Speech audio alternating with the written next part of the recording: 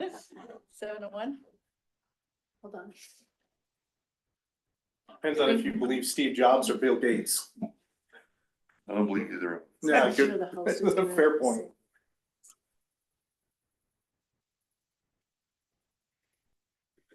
Okay. Welcome. I'd like to call to order the Grantsville City Planning Commission.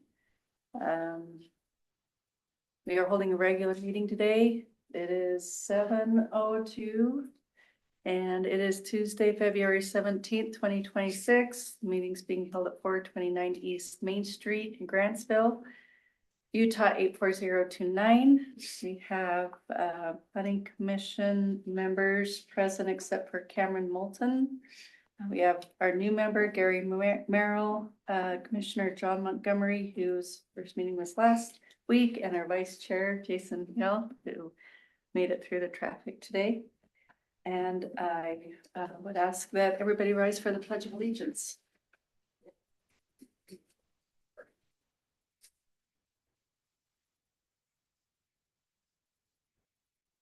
I pledge allegiance to the flag of the United States of America and to the republic for which it stands, one nation under God, indivisible, with liberty and justice for all.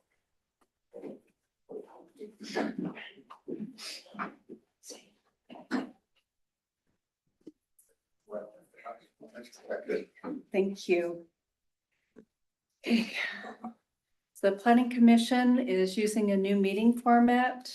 Now we're going to try out a format that's intended to help address questions and provide additional information on each item as they are receiving public comment and presentation and a submission for consideration or discussion. So for each item, we will begin with the staff presentation, followed by a public hearing and comment, and then we will move into the Planning and Zoning Commission's discussion and consideration. That's actually more common than what I've seen done that way. So last week I was a little surprised or handled it the other way, but this is great. This is a good way to handle it. I've only been here a year and I haven't been to many meetings where they use this format, but our former Planning and Zoning Commission Chair says it's working great for the City Council. Derek Dalton is here representing City Council today. So I'm glad that you have some experience. You'll have to help me. So a few things to advise or remember during public comment, the commission cannot answer questions that are brought up. The commission may ask questions of the applicant on the subject during the discussion and consideration portion. And public comments are limited to 3 minutes per speaker. Hi, would you mind signing in? Yeah. Oh, sorry. Maybe you don't have to. I know who you are. Okay. Okay, so we'll move on to item number 1. We're going to hear a presentation of the consideration of an appeal by Courtney Rosso of the zoning administrator's denial to request to keep one large animal at 565 South McKay Circle, located in the R-1-21 zoning district based on the property's failure to meet the required open space standard. Then we'll have a public hearing and discussion and consideration of the subject. Bill, how are you? Fantastic. How's everybody doing? Getting ready for Snowmageddon tomorrow. It's supposed to be really nasty, so I hope everyone's locked in, got your shovels ready and some salt, maybe, hopefully. It's been on sale. People are saying we need the water, and I agree, but I prefer rain down here and snow up there, but you know, It looks like Desert Peak was already getting it tonight. Is that right? Yes. We sure complained about it, but there's not a whole lot we can do about it anyway, so might as well just enjoy it. So this item is being brought on behalf of some property owners that live there on McKay Circle. Their concern is that they would like to have a horse on the property and associated structures to help take care of the horse on the property. Unfortunately, it runs across our zoning ordinance in a couple of different instances. First off, they don't have sufficient space based on the requirements for open space to house a large animal. And further, they have located some of the accessory structures within the required setbacks for this zone. So that's why the letter of violation was sent, and the determination was made by the zoning and the zoning official Shelby that this was and it was an illegal use, and that this decision could be appealed to the planning commission for further review and final decision on this matter as our code allows for. So that's what has been determined, and that's what's in front of you tonight. If you have any questions about any of the parameters that are noted in the staff report, let me know. Otherwise, we're just waiting for a decision from you guys. So I have a quick question. So where's the Board of Adjustments come in here? Are we recommending to them, or is this something they would typically address, or? A variance is a different thing. This is not necessarily a variance. It's Conditional use? it's a conditional use permit. So But we distinguish. Okay. yeah, it's one of these interesting quirks of working in Grantsville that I'm personally still getting accustomed to. Our code does allow for the planning commission to make a deviation to the strict requirements of the code for certain instances, and in a conditional use permit, if additional conditions can be placed to help mitigate potential impacts, then perhaps it's worth having a look at.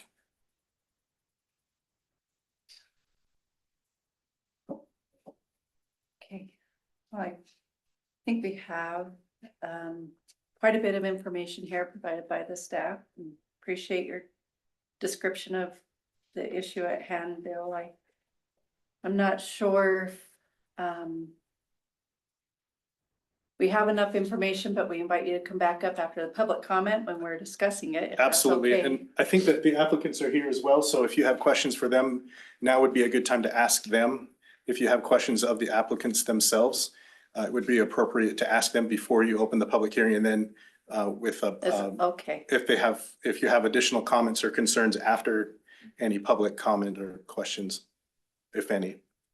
okay. Okay.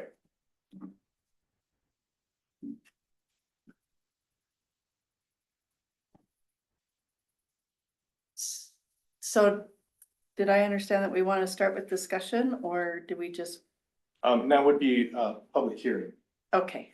Okay, unless you have questions for the applicants I don't know if I before the have public hearing. questions directly, but I mean, we've been provided the public comment on the subject and also the information and documentation that they've provided. And I think we'll move to public comment and then we'll address issues that might come up from that. So if anybody is here and would like to speak on the item at hand, item number 1 on the agenda, the appeal of the conditional use permit denial at 565 South McKay Circle, that was issued based off of the city's current zoning and regulatory rules. We welcome you to the podium if you just want to come up and state your name. No, we'll ask you to come up after the public comment period. Yeah. Okay, do we have anybody online, Nicole? No, nobody online. If you're online, please raise your hand if you'd like to speak on this item. Okay, well, we will close that public hearing then, and then if the applicants want to come up to the podium.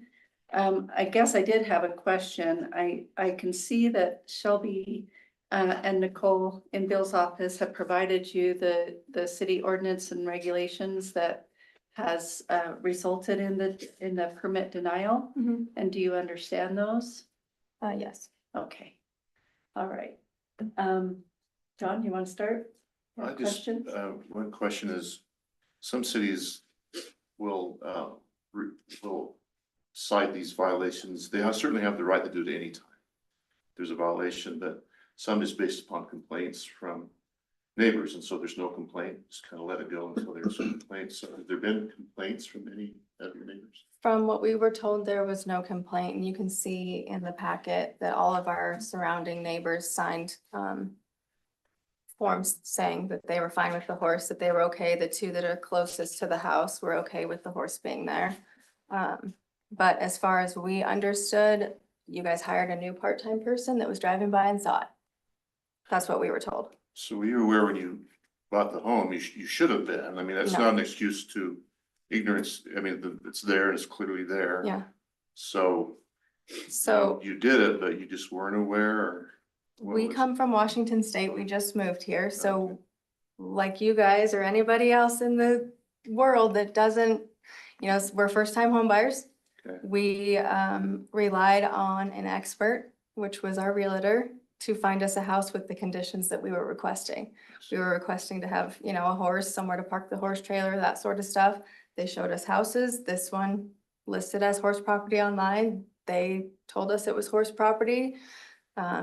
Our realtor called the listing agent. She verified that it was horse property.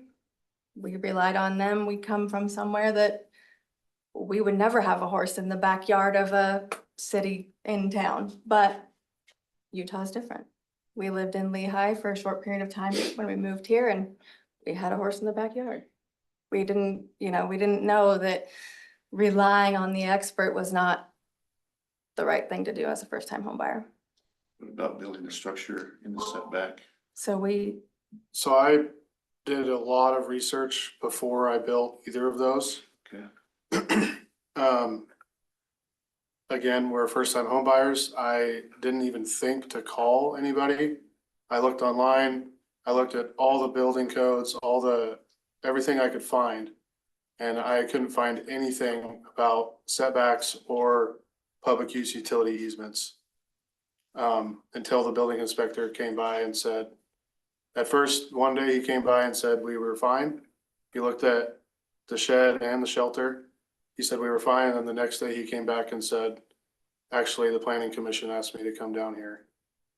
But I probably did 10 hours of cumulative research on my computer about where I could build it. The only thing I could find was I needed to be a certain distance from the property line, which was 1 foot and 4 feet from my house. And that's all I could find. I did a lot of research on that. now both of these structures are movable, so we can move them into the correct area. The one is on skids, so it can be moved. We did ask the neighbor, like, hey, is this gonna be obstructing in any way towards you guys? And they're like, no, go for it, build it, that's fine. They weren't like, hey, you can't build here either. Like, I don't know how many people know, which they're not responsible to tell us that, right? But we were trying to. How far does it go into the setback? The one, It's about 15 feet the into shed is, Encroaches into? the front This is the shed, front shed? the front The shed. shelter is 8 feet from the property line, which means it's 2 feet into the easement. And the other one is, how far does it encroach into the setback? 15 feet.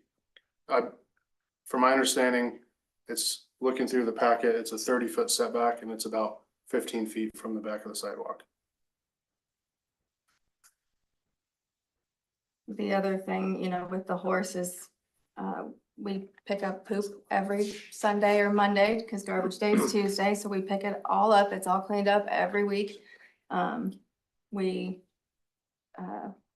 pay for an extra garbage can just so we can do that, like we're trying, and that started before we got the letter. We moved in and bought the Thanksgiving. house in November. And if I can, in fact, I would say not only do the neighbors not mind, they love having the horse there. Their kids love it. They love seeing it. They love sort of the, I guess, vibe, for lack of a better term. They come up to the fence, pet it all the time. They talk to her, they all love it. Yeah, and also, when we were looking at houses, this housing development has multiple horses in it, so we thought, okay, this is listed as a, acceptable. listed as a horse property. There's other people with horses. We're good to go. They just have a little more acreage apparently. I don't I believe would so, argue but. that. There's a few with considerably less Okay. and more horses, but I'm not here to point fingers or call anybody out. Like, this is about us, not them. So And what subdivision is this located in? I believe it's called Wells Crossing. Okay, It's the very last road out of town to the south off of Mormon Trail.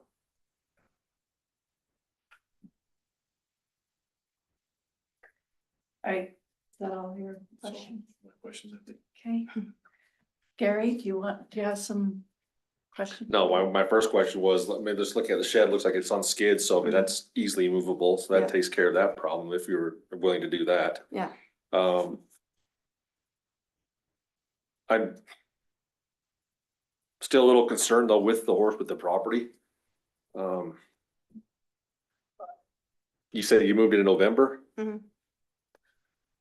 It's not summer yet, the flies aren't out yet, the neighbors are probably happy until. That would be my big concern right now. I mean, not only that, I mean, just the code of 10,000 square feet, and we're well underneath that. Well,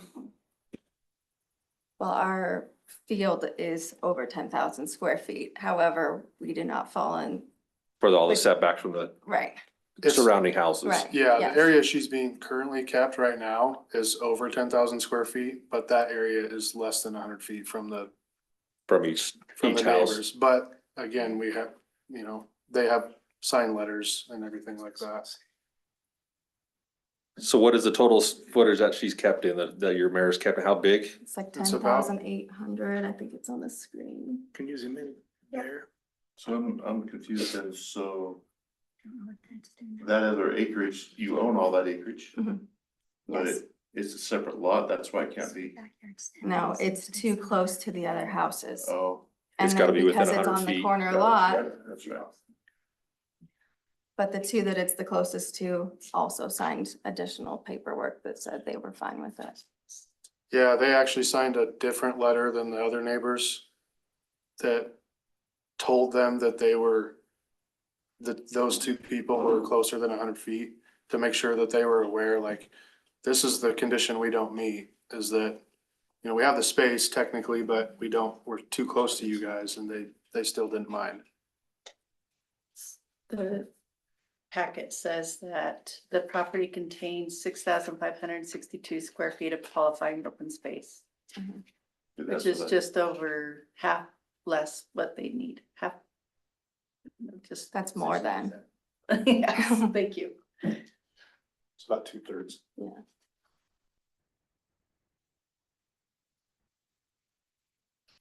My only concern with putting, if, it's like we did the over 10,000, if we did the 6,000, we'd be here too, right? But then that 6,000 that is usable, you couldn't have a shelter there.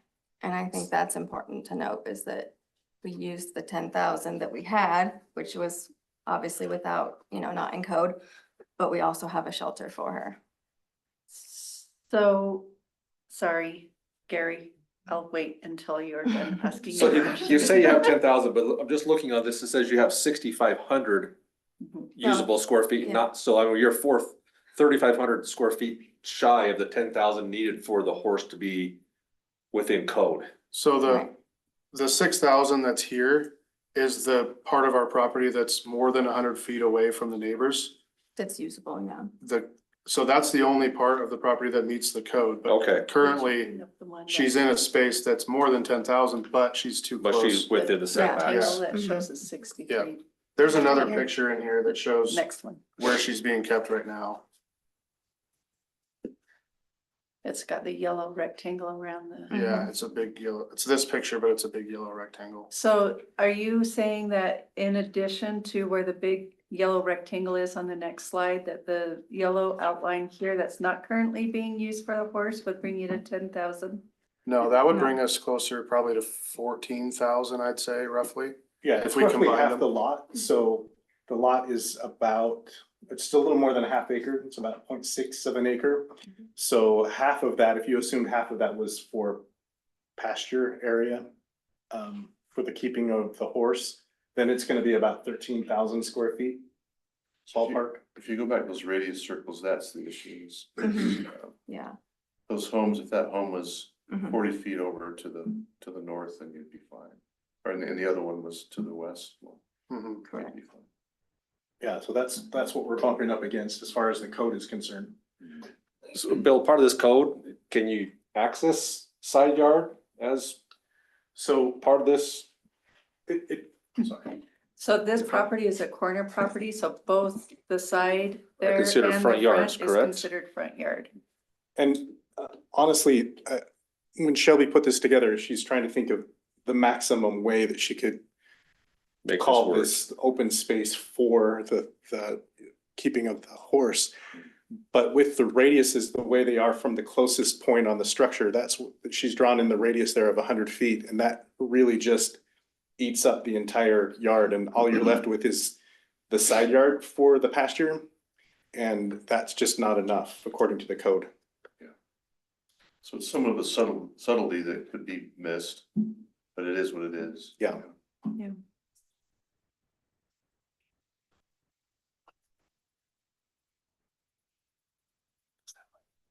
I guess to that point, if I may, I think that to me, it would seem that the 100 foot, the 100 feet from the neighboring homes would be like you're mitigating potential impacts to those neighbors by having that 100 foot zone. I think and this is just my opinion, but I think by talking to those neighbors, having them sign those letters, that mitigates impact as well. I would hope anyways. And I also must say, this has been a very good learning experience for us. Now we definitely know that if we want to build something or bring an animal in or anything like that, like this will not be happening again. We will do our due diligence. Now that we know it's more than trusting a listing agent and seeing other horses around. Yeah, I guess that's one of my concerns, right? At a different meeting, but how do we get horse property, how do we get a property saying it's horse property when it clearly isn't horse property within the city? How is, I guess a realtor can put whatever they want on the listing? Yeah, the realtor can and will say whatever they want to sell property, and it's up to the buyer. It's the caveat emptor, right? It's let the buyer beware. Yeah. And now we know that. It's frustrating for us because if they'd asked us, of course, we would have told them, yeah, it's gonna be problematic. And this is a real listing. It's on Zillow, Shelby just pulled that, or it was sent this We from sent y'all, it, yeah. and it's clearly listed as horse property. Now, the zone does allow for horses. Yeah. However, this property doesn't fit horses. Just because of the So- shape of it, yeah. Gary, did you have any other questions I'm sorry, you guys, Gary, I'm No, I'm sorry just speaking again. out loud to the commission, right? It's like, I hate telling people what to do with their property. Yeah, me too. It just drives me nuts. I believe in property rights, but also I'm thinking this, like, if this goes through, then that just opens the door for the next person and the next person and the next person, and where does it stop? And that's my dilemma right here. I'm like, I don't wanna tell you, hey, this is no good, especially you have neighbors around you, like, I've seen the letters, they're happy with the horse, they're happy with the animal, they like you said, the vibe. But what happens then when somebody comes with a 0.5 acre lot and then they're encroaching again, and I don't know, that's my dilemma.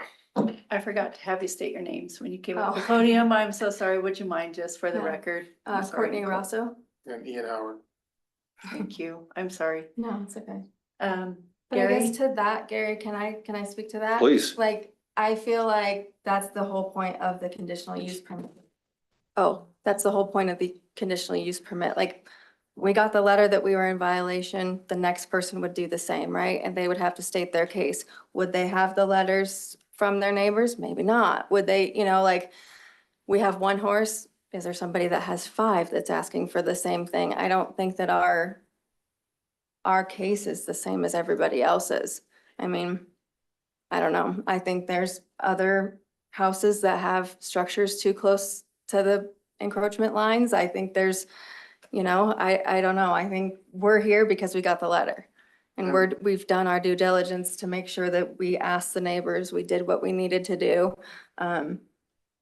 I have, heartburn over buying a house that we might not have a horse at, but we're doing everything that we're that we possibly can. Moving the shelters isn't a big deal. That's why it's on skids. That's why it's, movable.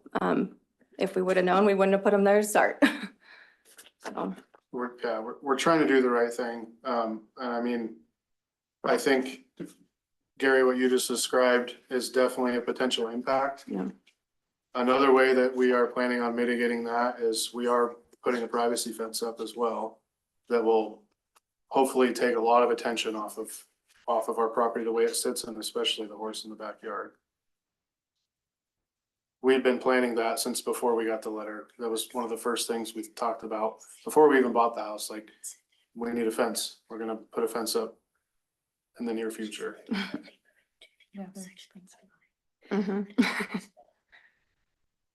Gary, did you have any other thoughts that they could help address? Well, and maybe a question for legal and council. If we approve the conditional, can we put conditions on the conditional use permit? They have to be based in what the current code allows for. But, and that's one of the conditions in the staff report is that we would impose those additional conditions. Yeah, so, and Nicole just brought to my attention that we did get a comment from a neighbor that's at 410 Williams Lane, Grantsville. And I think you guys got this email, but I'd like to just read that into the record if I may. She says, "Hi, my name is Janet Gonzalez from 410 West Williams Lane, Grantsville, Utah. I have spoke with our neighbor about the smell. I told them it was way too strong because the horse urines next to our house. If they can move the horse where the yellow section of the picture you mailed me, it might help with the smell. Thank you." We've taken Can I care of make- the smell. We've talked to her about it, taken care of it. We've raked it. We've put some powder and some pellets down that takes care of that. And that's just happened over this last weekend. So Thank you, Bill.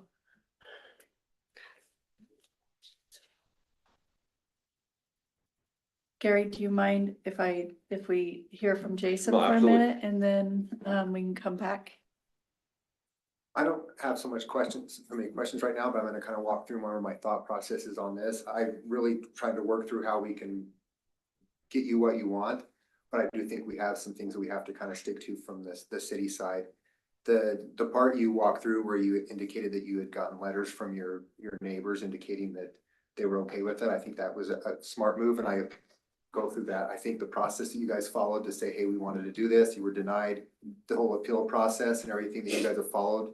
I'm glad you've done it because it allows you to have a voice and to kind of work through this. And in a conditional use, we do get to measure out what the circumstances are that we're going against, and you guys have done a good job to explain that. Mhm. I'm kind of leaning towards looking at this as an option to say, yes, well, for me personally, that we can try to work with you on that. Mhm. The problem that you are going to see, and I think Gary mentioned it, it's different to have a horse in the winter time than it is in the summer.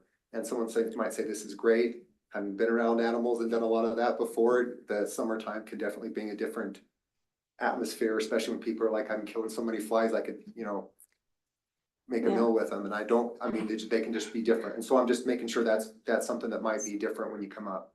I'm not here to tell your neighbors how to feel or anything like that. Mhm. The one thing I will say though, based on previous actions that we've taken here as a planning and zoning commission, the setback for the shed, I think we really need to follow what the city ordinance has. We've already done that multiple times where we've denied people not being able to have sheds in front of there. So that would be something that I would not support about leaving it where it is. I'm still waiting. We Yeah. can talk through a little bit more of this as far as we're allowing the horse, but as far as having dwellings or anything, structures in front of that setback, that would, to me, I would not find acceptable. Absolutely. And I mean, we're fine to move those. And Right. as a question, you can park cars there, right? You can park, what isn't allowed? Is it just the structure? structure. It is the structure, Okay. yes. Cause I mean, so you can see It it. impedes access to the property if fire personnel were needing to get to the house next door. Mhm. Or your house, Lord forbid. Or, something Mhm. else happened, water main break and that structure is just not covered under your insurance, being outside of the setbacks. There's a multitude of things. Okay. About that structure, the Mhm. reason why the city has and enforced setbacks. That makes sense. That is in our code. And we work really hard trying to see Yeah. how can we work within what the city regulations are, the city statutes, and so it's not about saying. Yeah. If it says you're allowed to do it, we'll support it. If it isn't, that's where we have to look through in this conditional use is to look at things that are outside of those bounds, which is what we're here tonight for. I think, the impact, the potential impact of the flies, I think there are a lot of ways to mitigate that. If we have to clean up the field daily, the flies typically are from the poop. If we have to clean that up daily, we'll do that. I think there's sprays and things you can use to mitigate that. I think Yeah. we'll have no problem mitigating And that. I But think that's also- gonna be between you and your neighbors, when it Yeah, comes to that. yeah. If we did approve it, that would be something you have Yeah. to work out with them. That's not something we get involved in. We're not gonna go around counting flies for Right. you, but we do need to look at how that measures out, because again, the precedent is we don't wanna look at this, but the process you followed is the Mhm. correct process within the city to be able to look at this opportunity, so. Those are my thoughts. Thank you. Gary, did you have any other comments? listening now. Questions? Okay. I've been on this planning commission for about a year now, and we've had a few of these instances come. The challenge that we have is that, for planning and zoning, we need to abide by the regulations that are in our, rules, because, your neighbors won't be your neighbors forever. Mhm. As I drove through your neighborhood a couple times over the last week, I didn't see any other horses. The closest horses I saw was on Hill Street. You missed the one next door? So typically the horses, from what I understand, and I'm with you. I don't know if Yeah. you've had horses before. Had them my whole life, yeah. So sometimes people will pen them in an enclosure away from vinyl, because they'll eat the vinyl, Mhm. right? And they'll eat the stucco and most other things, right? And so the pen that you have your horse in now is generally what I would expect to see coming from Grantsville, which is a equestrian friendly city. That's why people move here. I've heard it 100 times. We had a previous council member here that owns horses, and I live in a horse neighborhood. I don't own horses myself, but horse flies are terrible, and I can't use the back half. I have a lot that's like your neighbor's, that is thin and narrow and long, and all of our lots are that way. And so I can't use the back half of my property because the horse flies and the smell just permeates. It's so funny that 100-degree or that 100-foot radius right there is really there for a reason, because as you walk towards, my neighbors that own horses, you can definitely tell that there's horses in the area, and as the summer grows hotter and moisture, the flies, and horse manure, as I found, can carry pathogens such as E. coli and salmonella, and that could pose risks to others in your neighborhood. Urine can cause strong odors, like Bill mentioned. I was going to mention that's already been an issue, and I've got neighbors whose hay and mitigating products fly into my yard, and I'm cleaning them up because we're windy also here, and it's really, really hard to keep up on that. Keeping the area clean in order to mitigate what would become a nuisance. This says, while horse manure is often less harmful than dog waste, it can contain parasites or cause respiratory issues from moldy and dried material. And I get that in my yard all the time. But we all the pick it time. up every week. Yeah, yeah, I know. My neighbors do too. So, I think it Um, is, sorry, go ahead. I didn't mean to Nope. cut you off there. You know, we're here for a conversation and I am not one that wants to bar people from utilizing their property as they see fit. But at the same time, we do have to apply the rules and regulations that the city has set forth, and that 100-foot radius seems to be really important. And though I can appreciate having a horse, and I know that horse people are really dedicated to keeping their animals safe and sanitary, it could impact your neighbors. And so even if, you know, I get overruled on a vote because, to be honest with you, I don't see any way that we could mitigate this for future use of your land and your neighbor's land, because again, as I drove through the property, there was at least one house on every block that was for sale, and that's 10% to me. A turnover of home ownership now is it's just going to happen. And those neighbors that might be okay with it now and not okay with it in the summer, or the new neighbors that buy their house when they put their house up for sale in the summer, may not be okay. And that's why our rules and regulations are in place, is to protect the general public, where things aren't going to become a nuisance. But there are conditions if the other council or zoning commissioners choose to, you know, try to work through ways that we could allow this. The conditions that our administrator has come up with, I don't know if she's provided you a list of them. One is compliance with city code. So the other items that Jason and Gary talked about, moving the structures in outside of the setbacks and open spaces, or sorry, outside of the setback that is now in the open space. Let's see, those must be met. The payment of all fees and current and future payment must be made.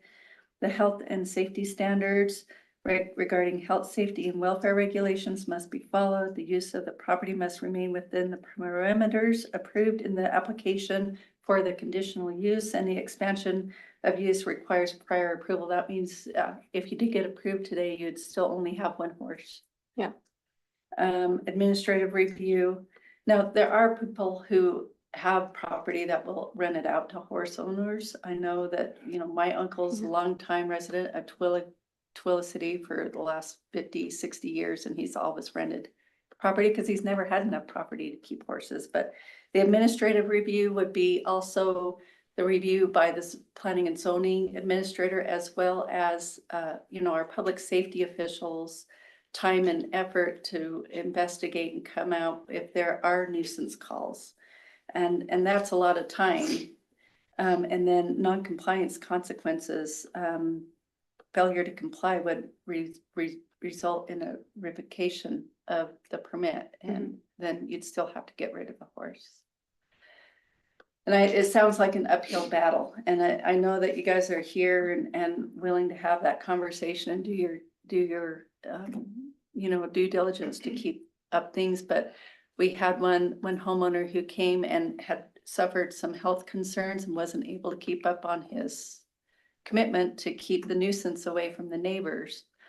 And I hate to, you know, put that on anybody's shoulders. It's a worry that, you know, with everything else going on in the world, that I'd hate to put on anybody's shoulders, knowing that, you know, you've done all this work and we've had these conversations, and for some reason or another, you weren't able to keep up the compliance with the conditional use, and then, you know, we'd be back in the same boat. So ultimately,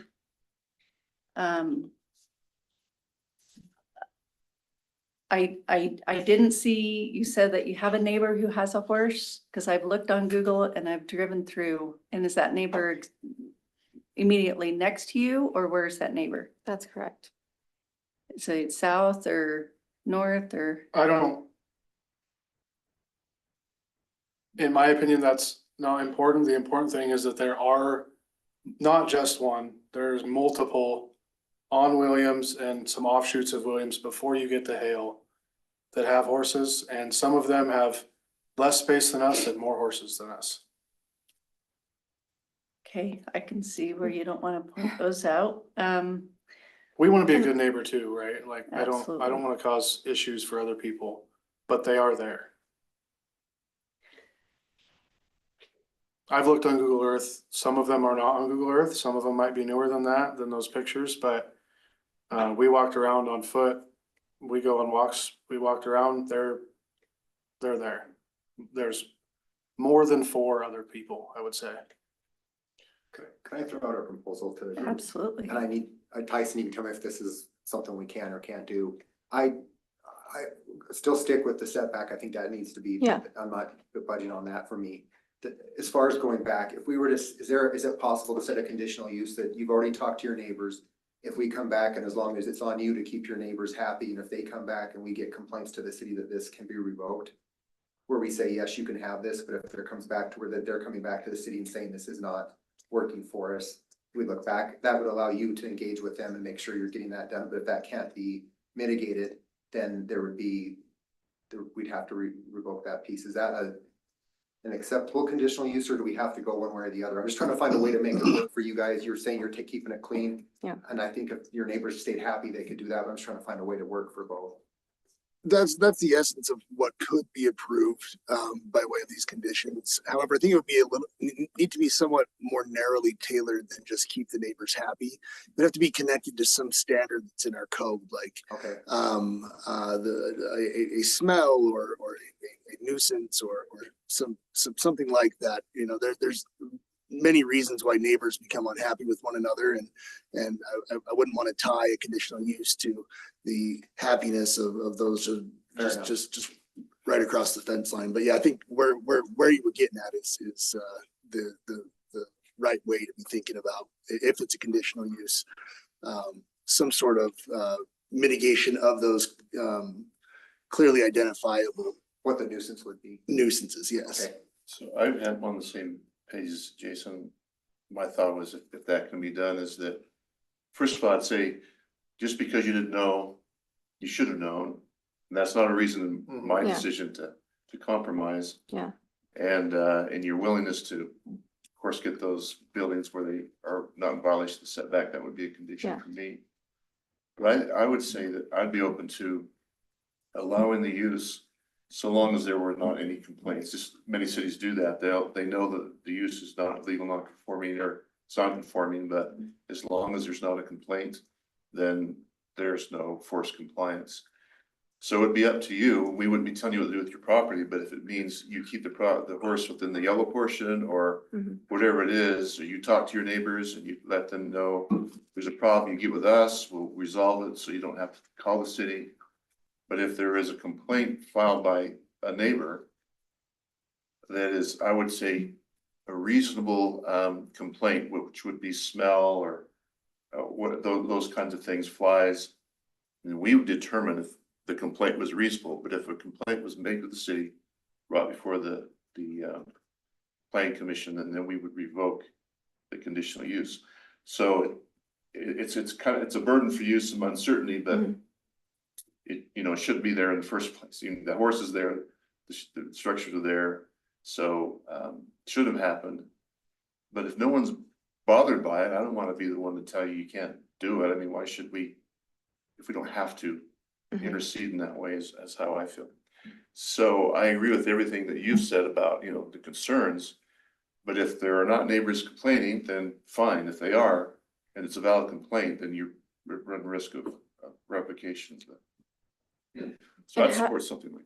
How do you determine if it's a valid complaint or just a We would disgruntled determine that. person? Like, They'd would you bring guys it- go out and see? Like, how does that work? They'd bring it before us, and frankly, I think we'd give them the benefit of the doubt if they say, hey, it just smells, and I've worked with them, and this is the process we try to go through, we've told them, and they haven't cured it. We just say, well, I don't think it even comes before us. I think that a complaint is called in to our public safety personnel who would work with our planning and zoning administrator. And they would investigate it and come to a conclusion based off of the conditions that go along with the conditional use permit. Mhm. And so the outcome today I don't believe that there's an appeal. I don't think that it comes back to us. I think that if it becomes a nuisance that cannot be resolved through our public safety personnel or planning and zoning administrator, that it would be revoked and you'd be looking for another place for that horse. Okay. Yeah, And I'd be would that fine. be One the same? additional thing there, if there is a decision to seek to withdraw a conditional use permit, that would come before the planning commission for a hearing. They would have the. Would that come back to us? Yes, they have their due process rights that they would need to have a hearing about that so that they could at least present whatever mitigating factors may be at play. Keeping in mind that the additional horse, they're probably going to be blamed for every fly in the community, even though there's multiple horses that seem to be non-conforming.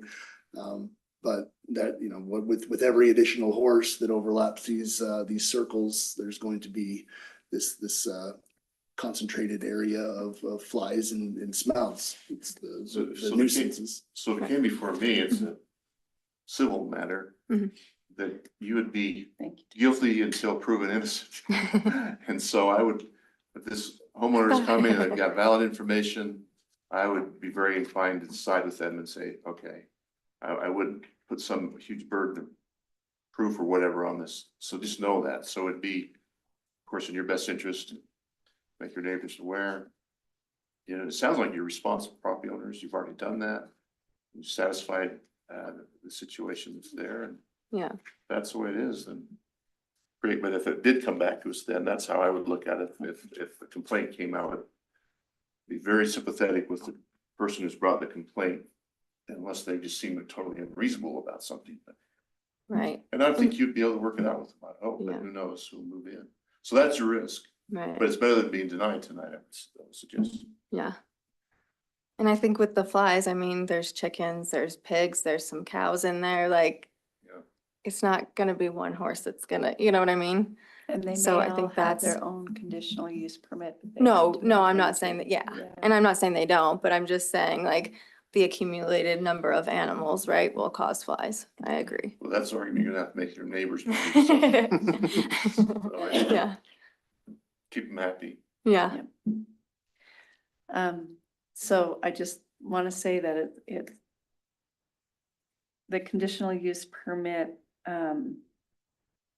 should still be considered taking in, the knowledge of the, rules and regulations that we are, committed to kind of try to uphold and make consistent for everybody, right? Mhm. This is the individual case, but like Gary said, it sets a precedence for others to come. And so we really try to keep the public interest at heart, that where it applies to everybody consistently. And so our decisions aren't based solely on public comment and things, rather we need to consider the evidence Mhm. as well.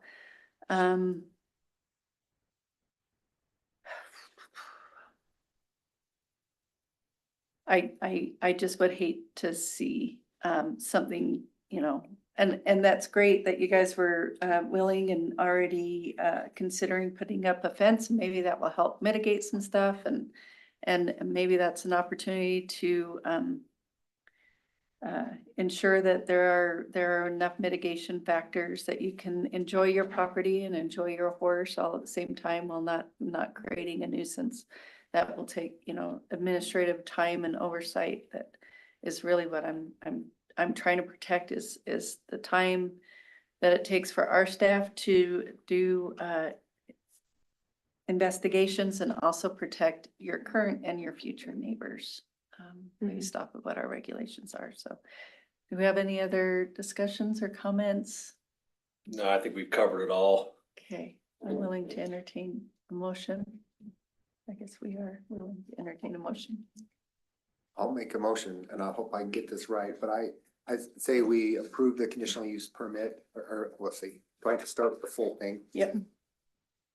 In consideration of the appeal for Courtney Rossell and the zoning administrator's denial request to keep one large animal on 565 South McKay Circle, located in the R121 zoning district, I propose that we accept the the condition, or propose a conditional use permit that allows them to keep a horse on the property with the conditions that it does not create an excessive nuisance, which I'm going back to the state code on what this defines it as, but it's basically saying that it creates an odor or I would add pestilence, any kind of pestilence issue that their neighbors would deem unacceptable. And that would be something that we would have to work through based on what they work there. That leaves you the opportunity to be able to do that. Right. Suppose we do that, but I also propose that within this conditional use permit that you've requested that we deny the opportunity to keep those setbacks, or that you have to comply with the setbacks that are already stated in city ordinances. Is that a long, No, I And the agree. rest I of just, the, and the rest of the conditions, sorry. Yeah. I'm gonna state all those. yeah, So going back to the city code that they. You could just do the bold parts. That they comply with city code as far as the setbacks, that you will pay all the fees associated with this permit application, that the health and safety standards will be followed, understanding that you have animals on your property, that the scope of use will be listed, maintained as one animal or one horse, and then this is subject to administrative review pending any complaints or issues that arise from your neighbors, and that the non-compliance of this, the consequence would be that would be revoked. Or it could be revoked after the hearing. and just to clarify number 6, that it would, a complaint would come back to the planning commission. It'd be our Sorry. discretion to, our sole discretion to revoke or not based upon the complaint was filed and brought before the planning commission. okay, thank you. Is that clear enough? That was a lot. I'm just not sure about number 1, because you said compliance with code, that they meet all Oh. setback requirements. So where should the horse be kept? Because they don't meet setback requirements. Should it be kept onto the front yard area, or? Just the structures, I think, is what you're getting at. I was referring to the structures, Nicole, so the Okay. structures have to meet the city setback. Okay, And they'll leave it their discretion where they let the horse go to keep the neighbors happy, I would suggest. Is, Sounds like one neighbor already wants you to have it in the yellow area. I don't, at the side yard or in the, but I think that Yellow the rectangle. email was that if they kept it within the yellow area, they thought that would work for them. So, I think we'll be able to work it out with them, okay. with where she's at, just based on what we've already done to mitigate that smell. So the yellow area is the only part that's outside of the 100-foot radius, which, so as far as our conditional use, why there's a C there instead of a P, or right, it says that these are the conditions that if these conditions are met, then there can be a conditional use. So if these prescribed rules that are in the code, meaning if they abide by the 100-foot radius rule, then there's a way to do that on their property, then they have the ability to achieve a conditional use. On their property, they have a limited area that complies with that. So we'd want to That say it area. has to be confined to that area, is that what you're saying? Perhaps maybe a suggestion would be that there be a gate that could access those other areas, that it be temporarily allowed to go in those areas, but that for the large part where it's penned and kept be outside of that 100-foot radius. I think that's Be the smart thing to do. Is that practical? That you have a Maybe gate just, into that yellow area and primarily the horse would be there. No, because we can't put a structure there, so she cannot get out of the weather or out of, and wouldn't that obstruct the corner if she was there, the view of the the corner. view of the corner? Was a structure. Well, the setback would have to be, you'd have to have the building behind her. It's really complicated. I didn't want to get in, my intent was not to, we're already giving you a very. If we don't have to Right. do that, I would rather avoid it than just But leave you it guys, to yeah, let them work it out. work it out. Uh-huh. But that would be wise, I would Right. suggest, Mhm. as part of your defense, as you came back and say, we've kept the horse primarily in that 100-foot area. the horse structure could be moved closer to your house, towards the back of the house, and not infringe on the front yard setbacks that are applied to the side of the house.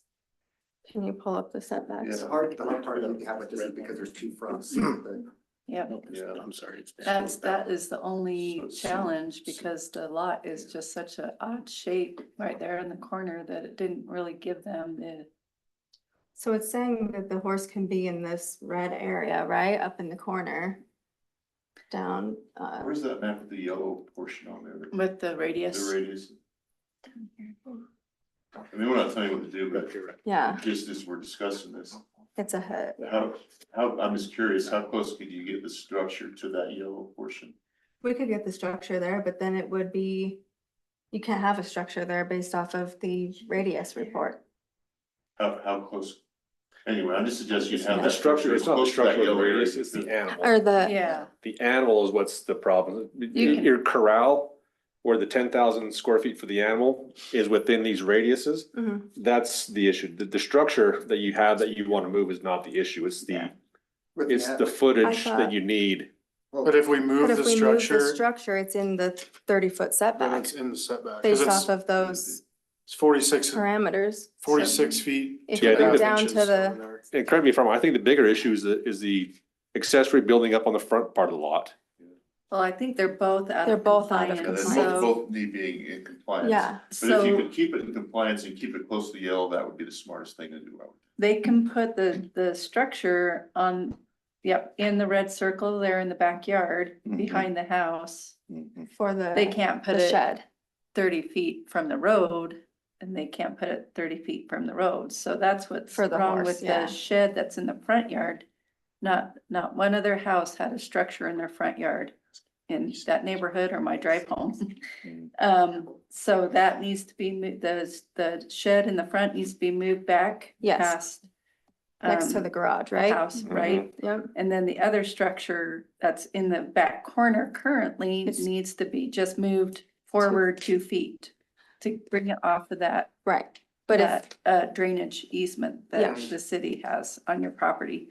But if you want to bring it closer to where The this yellow. yellow outline is, it can't, maybe in the middle of your backyard, so the horse can access it, like Tyson said, have a gate or something. I'm just, yeah, it seems like there would be enough room right there behind the house. If we on just the leave it east as in they have to side. meet we're giving them a variance on the 100-foot buffer with the animal. We're not giving them a variance. Well, they on didn't the ask setback. for a variance though.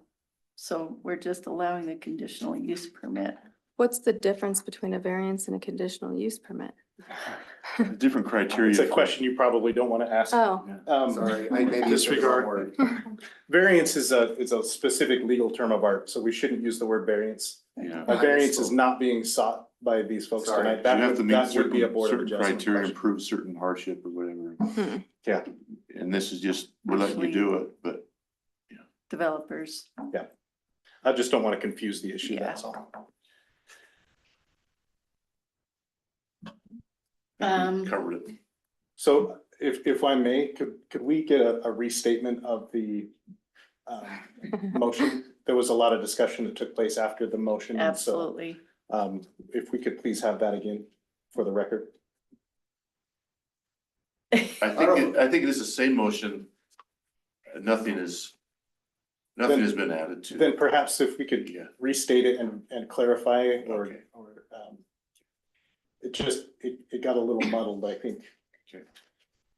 You're gonna make me do this all over again. Sorry. In consideration of the appeal by Courtney Rossell for the zoning administrator's denial of the request to keep one large animal on 565 South McKay Circle located in R121 zoning district. I propose the following, that they be allowed the conditional use for the one animal, but that they are required to comply with city code regarding the setback for structures. They will pay the fees associated with this request, that they will follow health and safety standards, including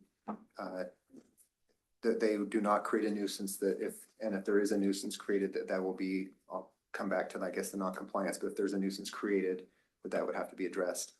The scope of use will be that you will have one animal in this conditional use, and that this is subject to administrative review. If there is a problem, which goes back to non-compliance, that you would, and then that was submitted or received by the city, that would be addressed by the planning commission and we would decide if that conditional use was going to be revoked or addressed at that time. So how do we get in there? Number 6, non-compliance consequences, failure to comply. Can we get a motion and then we can have more discussion? Okay. Well, I'm trying to make this part of the motion, Oh, I see. that I'd want a condition that if there's a reasonable complaint comes forth to the commission, that would be means for revocation. I don't know if 1 through 6 covers that. It just, I mean, address your concerns that there's an unresolved complaint that comes before us, that would be cause for, that'd be number 7 in my mind. Number 6 does say failure to comply with any of these requirements may result in the revocation of the permit. But none of those, do any of those really specify, well, which one is the neighbor complaints with, let me see. When I talked about the health It's and number safety 5. She's standard, highlighted that on your screen. Okay, okay, pardon me. Okay, sorry, missed that. No, that's okay. That's a Just want lot. to make sure that it was, okay. That's a lot. You did any I hate to put that on your shoulders. So do we have a second? I'll second. Okay, we have a motion and a second. Now, do we have further discussion? Okay, I just feel you guys are really up against an uphill battle here. That it's. That if this conditional use permit is granted, it's still going to be a huge uphill battle for you. I can just see this coming in the future. I know it's probably something you're willing to take on right now, but I just want to be on the record. I think this is going to be a very big uphill battle. I think this is going to. I just see this turning bad. I just take this from my opinion. I'm one of 4 here, but I just see this going bad, and I just don't see this lasting very long. That's just my opinion. I know it's not what you want to hear, but that's just my opinion. I just don't see this. I see sometime in the summer, someone's going to bring a nuisance complaint and it's going to be valid. And maybe I'm wrong. I hope I'm wrong for you guys' standpoint. I really hope I'm wrong, but my gut feeling tells me we're up against an uphill battle here. I don't disagree, we're just giving them a chance. Yeah, I agree. Yeah. okay, do we want to take a vote? Yes. Okay, all in favor? I, Aye. I will say nay. I'm sorry, it just does not by any stretch of the imagination comply with our rules and regulations. I hate to do that, but I have to echo the fact that those 100-foot setbacks are there for a reason. And I echo the concern that it's going to be really hard for you guys to upkeep that. And I know that you want to, and these commission members are willing to support that, but it really doesn't comply, even with conditional use. So, but do we need to take a roll call vote then? Okay, Gary, Aye. Jason, John, Aye. I vote nay. For the record, thank you, though. Didn't mean to make it such a long night. Motion passes. Okay, Motion passes. With one abstaining. And do we get emails with what the fees are? We Yeah, haven't seen any of that Yeah, stuff. Shelby will reach out to We've you. never seen anything on that. Yeah, so- Shelby will reach out to you. Probably should have asked for that before he came and asked for an I approval. don't care, we'll pay it. It's, I'm not sure you, terrible. I have no It'll doubt, be I have fine. no Just- doubt. I would look at that fence too. I'm sorry, it's expensive. That sucks, I'm the sorry. fence but was Thank you. happening House was regardless of expensive. this. Thank have a you for horse that we listening can to have. us. Sorry to put you through that Thank you for hearing us. discussion. Appreciate it. Okay.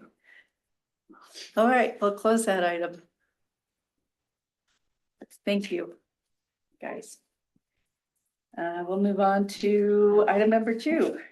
Presentation, public hearing and discussion and consideration of a proposed conditional use permit for micro entrepreneurship, allowing Vicky Lake and Kathleen Hunt to operate a home-based business consisting of a farm stand and the sale of cottage food products and non-food craft items at 10 West Clark Street, located in the RM7 zoning district. Hello, Bitch. How's it going? That was a great conversation. Thank you for that. I appreciate that on that last item. So this should come as no big surprise.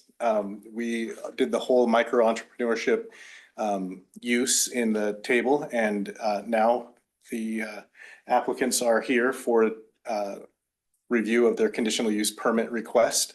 And the staff report is exhaustive with regard to the explanation and the discussion. So I don't want to get into that a whole lot. I think you guys are familiar with what is being proposed and where. And so if you have any questions, let me know. The applicant is here. And they have been very patient through this whole process. They've worked well with us, and I'm grateful for that personally. They've been very patient and understanding with staff as we tried to get to a good place, and we feel like we're there.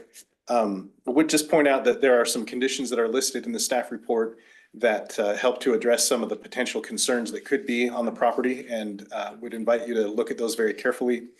And if you have any questions or concerns, let us know. Thank you.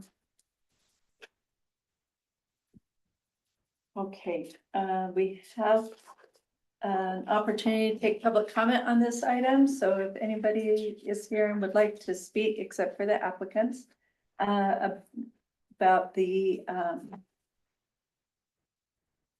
conditional use permit for micro entrepreneurship, allowing Vicky Lake and Kathleen Hunt to operate home-based business consisting of a farm stand and the sale of cottage food products and non-food craft goods at 10 West Clark Street, located in the RM7 zoning district. Please approach the podium and state your name, or if you're online, raise your hand. No one appears to be interested in performing public comment. So we will close the public comment and we will invite Vicky and Kathleen to the podium. You'll state your name. Our commission members might have some questions for you. I'm Vicky Lake. Kathleen Hunt. Thank you. Good to see you again. Good to Good see you. to see you. Thank you. Thank you. Okay, Jason. I thank you for coming back again, and thank you for being patient as we work through this. This has been exciting as we look at how to work through this micro entrepreneurship. Right. Again, I don't have, I guess the only main question I have, and this is part of the comment and we can turn it into a question. One of the things that we've talked about in the previous item and we're talking about here today is that setback for structures in the front. That is something that I think to be consistent, we wouldn't be able to support as far as having you and what you've laid out before in your previous time here in front of the commission as far as what you want to do. I think it's great. I'm excited that you have something that you're passionate about and you feel like we can try to support here as a city commission. I would be supportive of that. The setback piece is something I think that, again, being consistent, we're going to have to work through what that looks like. But as far as the work you're doing here, I think that's great. Tell me do you ladies have a plan on what you would do as far as try to meet those setback requirements if we said that was not acceptable where you currently have the proposed buildings? The buildings can be moved. Do I want them to be moved? No. But they can be. And the reason being, I mean, this corner lot thing, if we're around the back, that's bringing people into my backyard where I don't really want And the it's public not back there. Visible Right. for the public that they could see. And we don't want to have to put up signs and stuff because that will take away from what we want it to look like. So. And I mean, I understand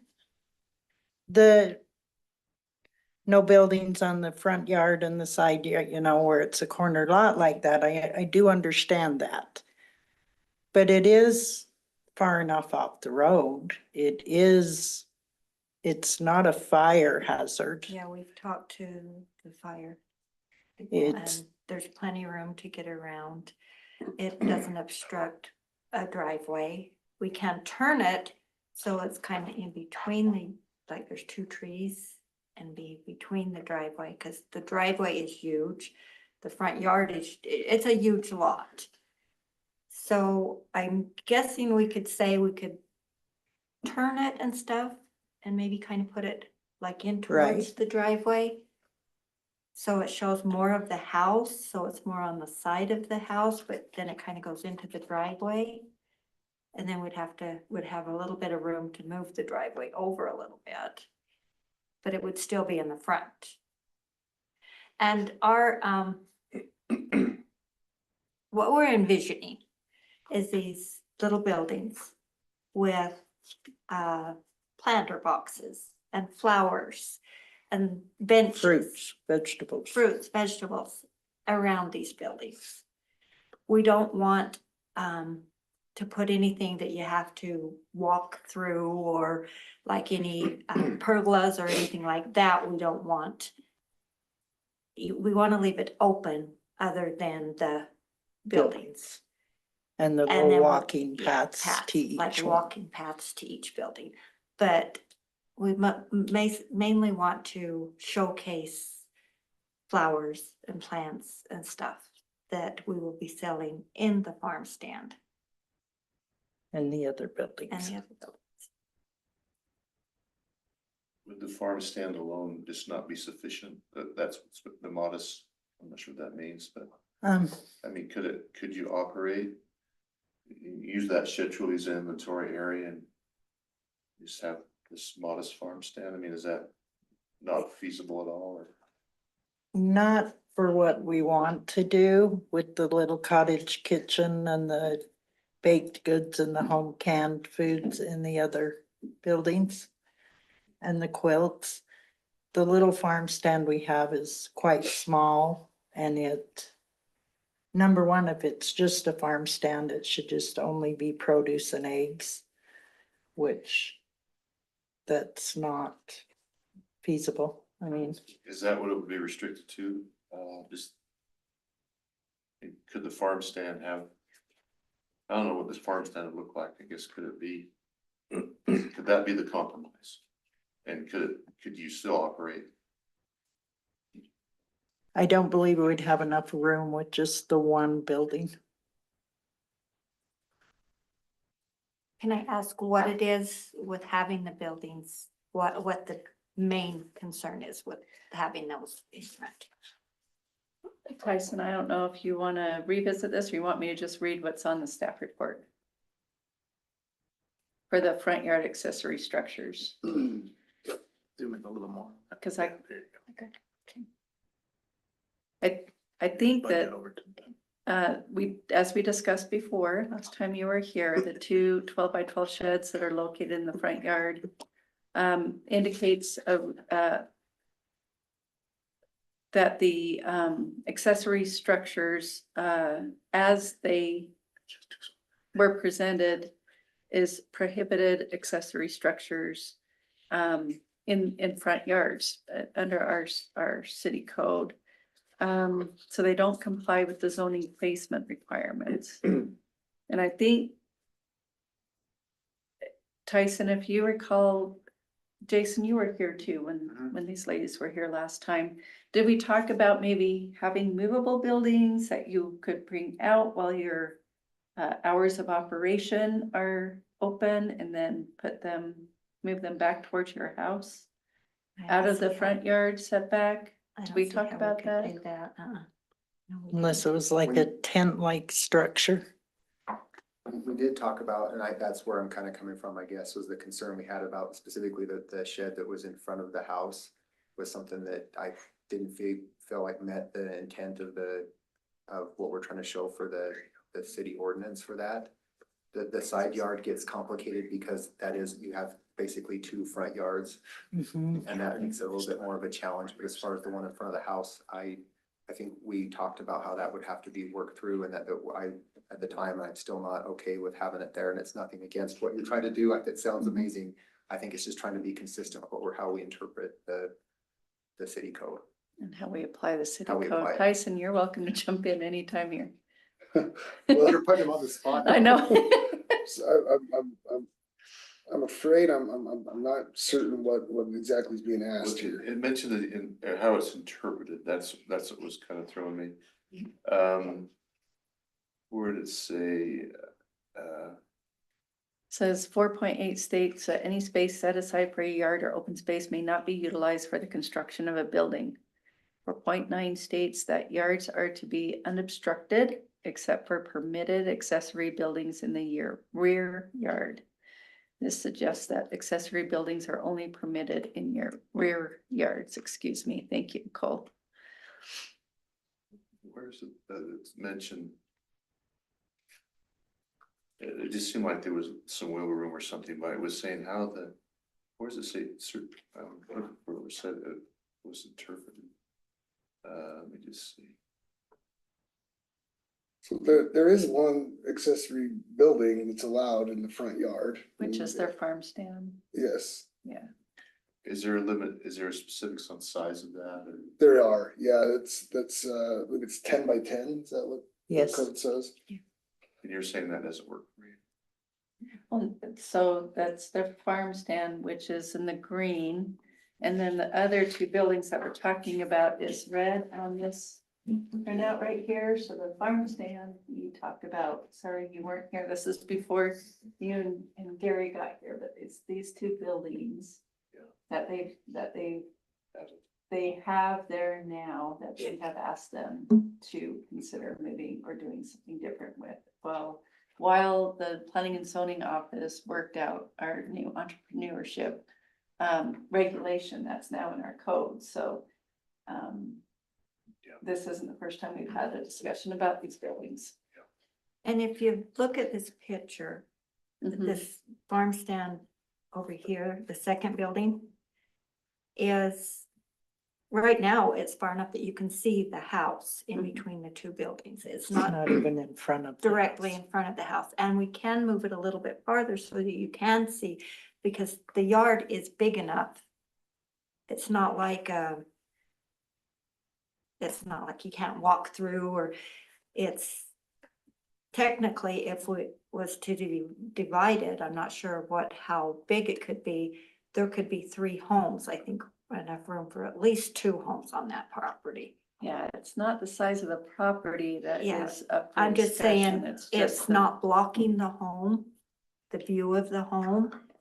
right. The farm stand's not blocking any stop signs. There's plenty of property out front that it doesn't, it's not right next to traffic. There's frontage, a lot of frontage. There's a lot of this on the side, which is also, there's a lot of room that kids walk down the side of the road, which we really would like a sidewalk there in the future, if nothing else, if this don't even happen, because their kids do walk. Right, there's a down there, lot of and small it's- children in the That area. stops, and there's a bus stop right there, and the sidewalk stops at the side of that house. Right. And there's a lot of homes being built down that way that the kids go down to, so. I found the sentence I was troubled with. Number 3, the placement of the 2 accessory structures in the front yard raises zoning compliance concerns. Right. Based upon prior legal interpretation. I mean, do they violate, or well, if we determine legally they violate? Yeah, 4.8. Okay. Let's see if I can.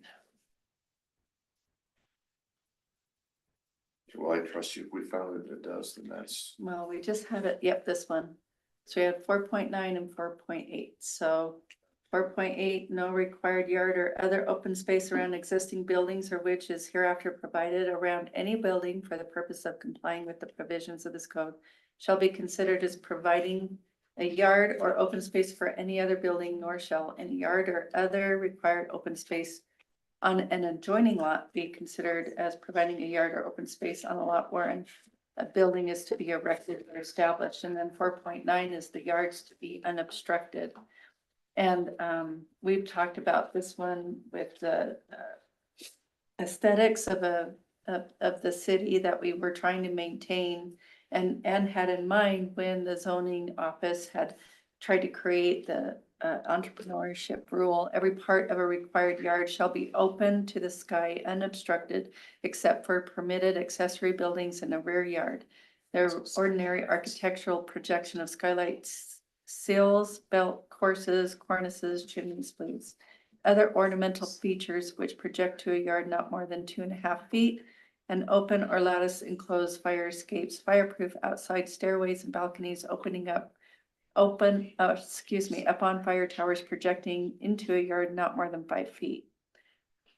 So, The other thing about this is, we're not just approving it for you, as I understand the ordinance, it would run with the land, so whoever bought this property from you would then have this right that we're not sure, I don't know that I want to have.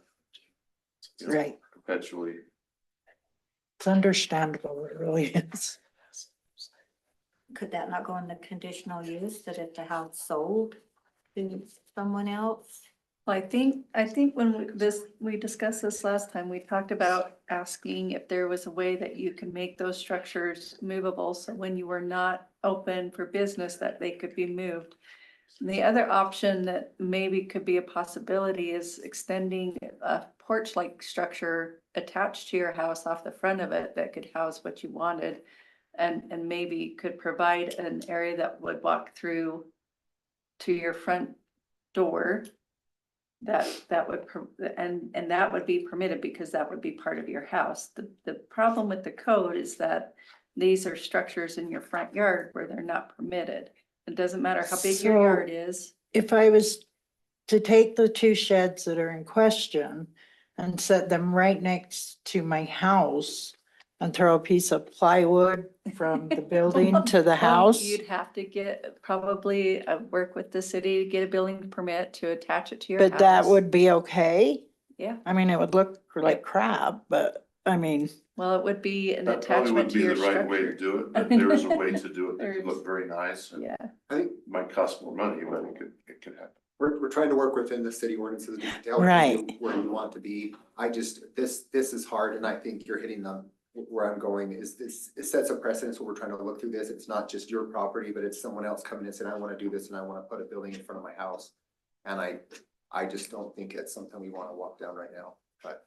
and we just told those other folks who Yeah. were up here before you that we just Right. put through a living heck. That Um, they had to move that structure that was in their front yard.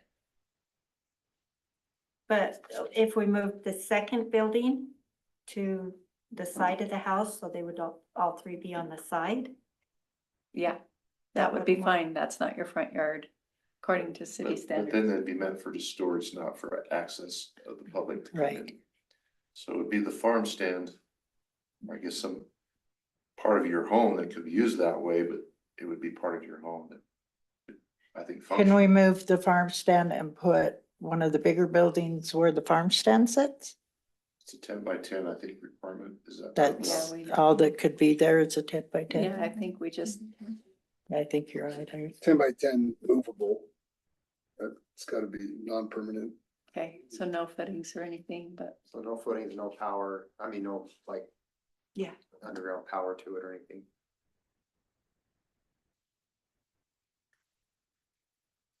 It's a great idea, but just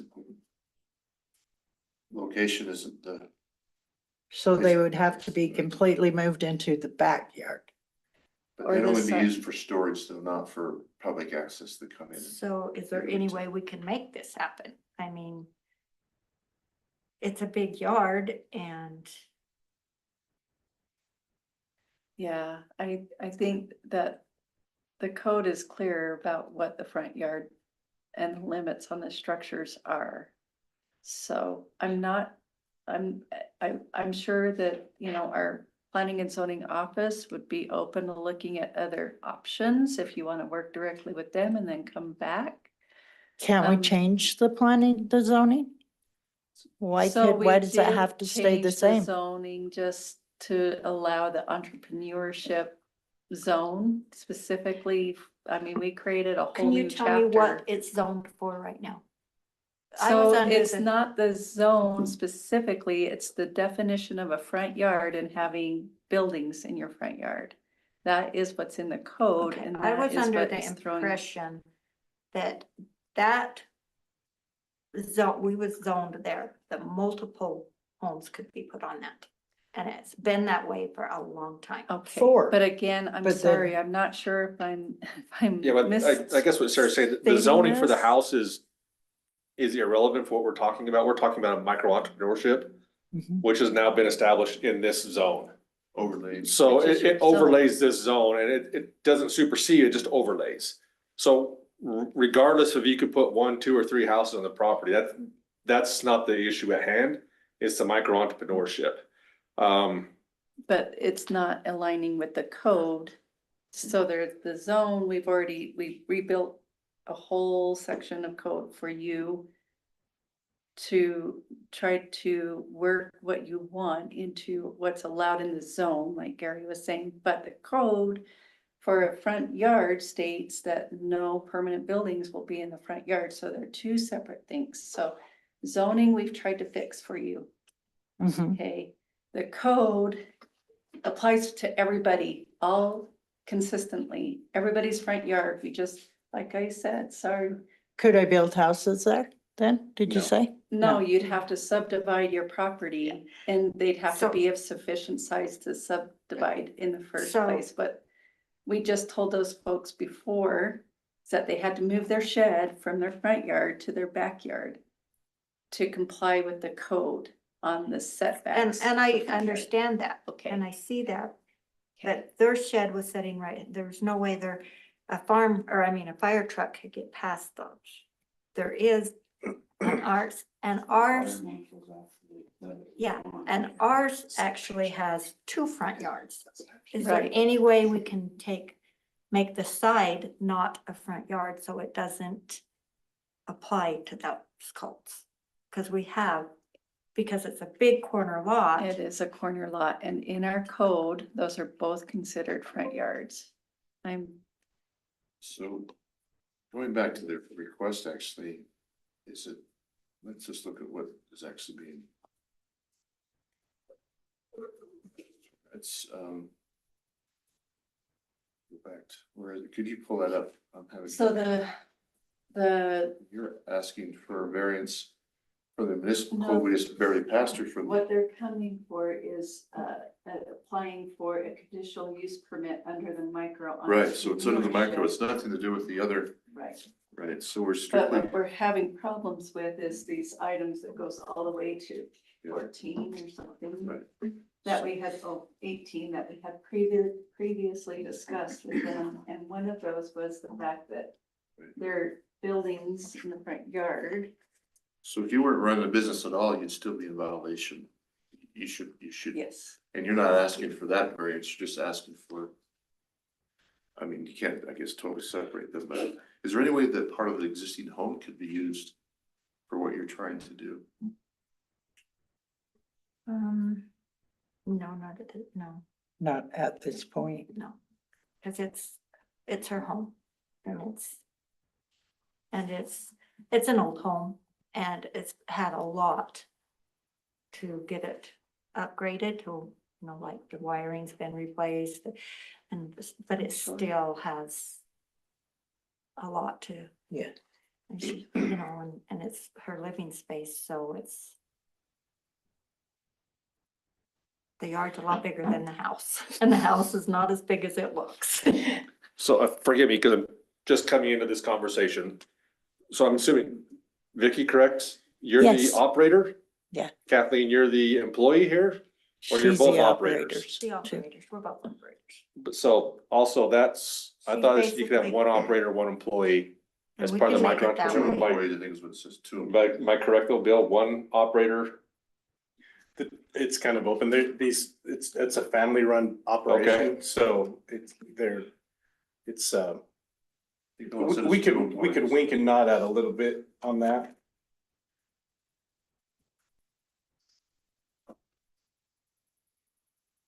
And selling incidental sales, right? Just you have extra of whatever it may be.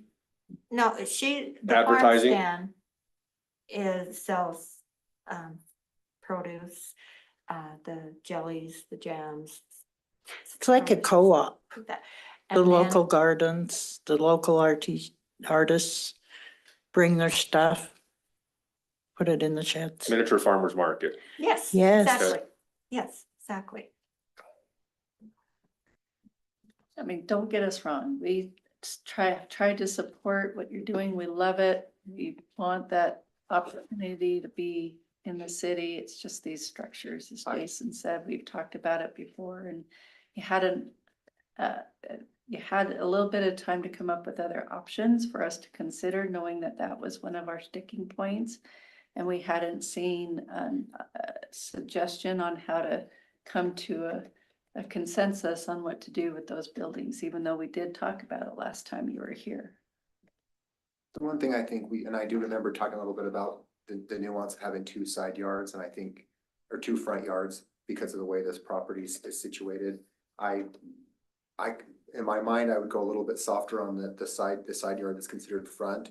But I do think that having something in front of the house is going to set a precedent that I'm not comfortable with. As far as that side yard being a front yard, I think we might be able to bend a little bit on, or I would be able to bend a little bit on that with the intent that it's, if we can get that moved to more of your front yard, the side yard, what we're calling front in this, according to city ordinance, that I would be willing to work with it that way, but I don't think I could support anything in front of the house. Could I ask for a little clarification on that? Just for my own understanding? Same here, could you just, you're saying one structure on that side yard maybe? Are you saying that no, I'm sorry, the clarification I'm looking for is, are you talking about the Hale Street front yard or the Clark Street front The yard? Hill Street front yard, I could be bent a little, like saying we could have a house there, I mean, a shed there, in my mind, where I still think we're meeting the intent that it's not in front of the house, which is like just what we addressed in the last item, that we had something in front of the house and as the way the house faces.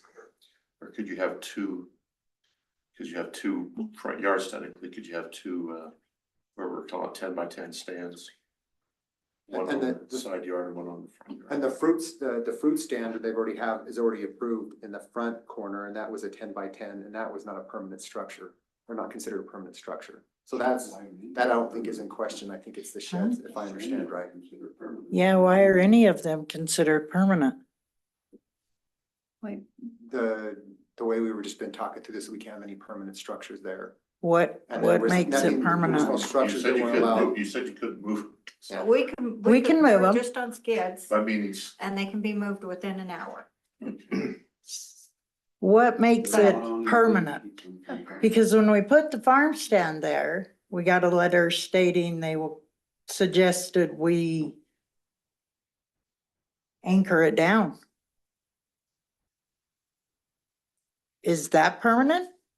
So the question is, I think, if you'll forgive me, Sarah. no, please, Bill. I Sorry, think thank you. the question isn't whether or not it's permanent or like affixed to the ground, Mhm. but more like, is it occupied space?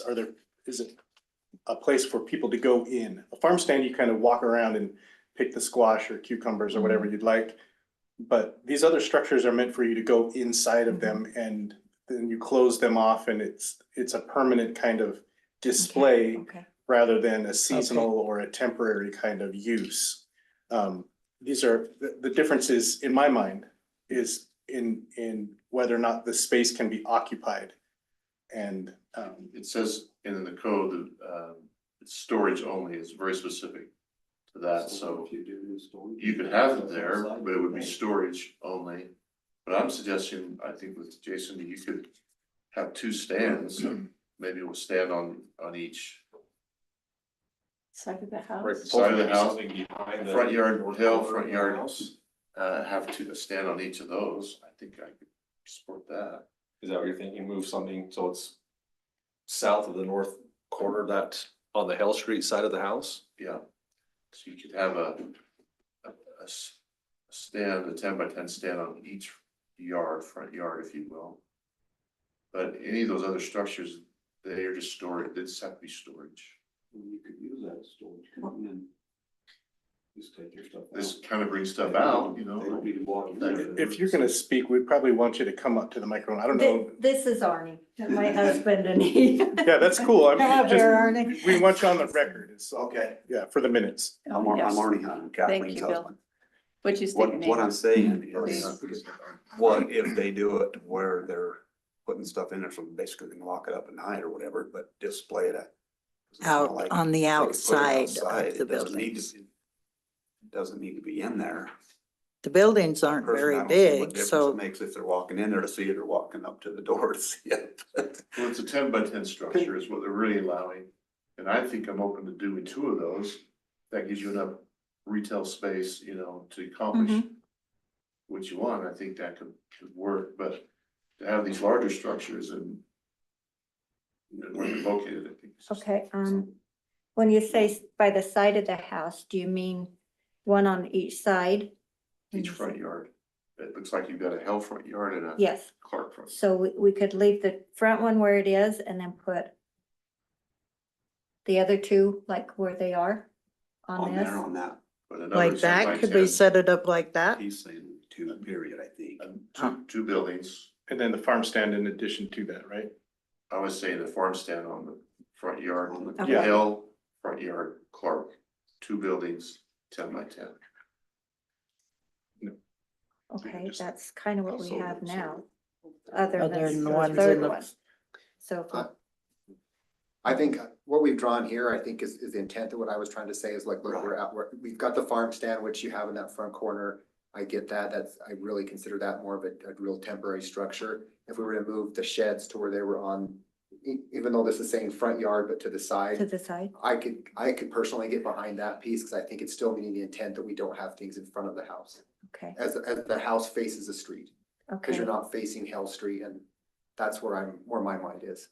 okay, could we do that?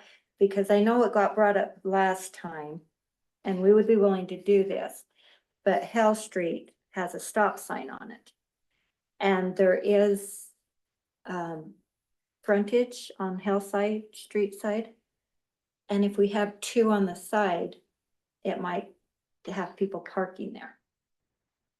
But we would be willing to put something that's no parking signs or something. Even It a allows parking sidewalk. up to 170 feet there. It allows the parking. on the Oh, street. okay, I just wanted to, because I know that The- was the brought up parking, they last would time. Have to pretty much parallel park.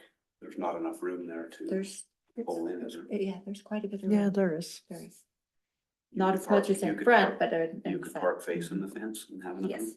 So would your intent be that they would be able to park on Hell Street and immediately walk into your yard, so there's not a fence there, that they wouldn't have to walk around the front of Clark Street to get into your Well- property, or I'm I asking, I think don't that's know. what she's asking. That's is what I'm are you asking. I- guys wanting? Yeah, I don't want that to be an issue with people pulling inside, with people coming, What's because the it's front- closer to the traffic. What's than the what the front frontage is. on the Hell, on the Clark front yard? What's the Lots of room. how many? Lot. I don't know how many Um, feet, but It's important. it's got It's to be. probably the same amount as from the house to the sidewalk. Because 170, as I recall, is in the ordinance. And that, if But you is have that, that, is that long or is that from the road to the fence? it's on frontage on the road. So 170, from- did we change it so- to? Are we talking Clark or are we talking Hell? I'm Yes. saying both, if you have the 120 Yes, on both Both. yards. So Hell is then, Then you 197, have there. Clark's parking about allowed and 140. what is it, 140? 140 for Clark and then about 197 for Hell. You figure about 20 feet per, And what's Parking our ordinance space. say? I thought we changed it to 150. Frontage for the, 150 because you frontage. can almost treat it like 2 separate. That's It's from the road to 150 the what it said. sidewalk. Yeah, and I'm asking, we have in the ordinance that states how many, Really take it down from 200 to 150. Mhm. I thought it was 150s. I think the advantage you have here is you, The one guy. Look, wanted it's two 200, different- You guys voted on 150 is what it was. Is it from the sidewalk or from the home? it's how many feet are on the street. So you're talking. So the city's property. Well, yeah, just how many Okay. you about the city, this Okay. city street. And it's apparently it's 140 on the street. And it's It's- 140, is it? Yeah, 140 on It's Clark Clark. and then 197 on Hell. Ballpark. That's roughly, Yeah, ballpark. yeah. So that's maybe close enough to consider that too. What she's asking is, do you guys want them to park on Hill Street? Or everything on Clark Street? I think both is in my mind, they'd Okay. be able to do either. It's a little safer. It's a little safer. Clark Street's the best. Is there a fence all the way around on both the Clark and the Hill side? No, I've taken out the fence on both sides, the Hale and the Clark. Okay, There's partial Oh, yeah, Hill, isn't back where Way the in the fifth back, wheel it? is. It's the back part. There's one little section that I haven't got down yet, but it's coming down as well. What's the dimensions of those two buildings in question? The red ones on the one map? 200 square feet, just under, like 197. So they're 10, 20 by 20. they're 20. No, 10 by No. 400. No, I think you misunderstood it. What do you, How big the Sorry. sheds are. sorry. So the second and third building, how big What are are the those? dimensions of those? We had a run at two Go red back to buildings that on one.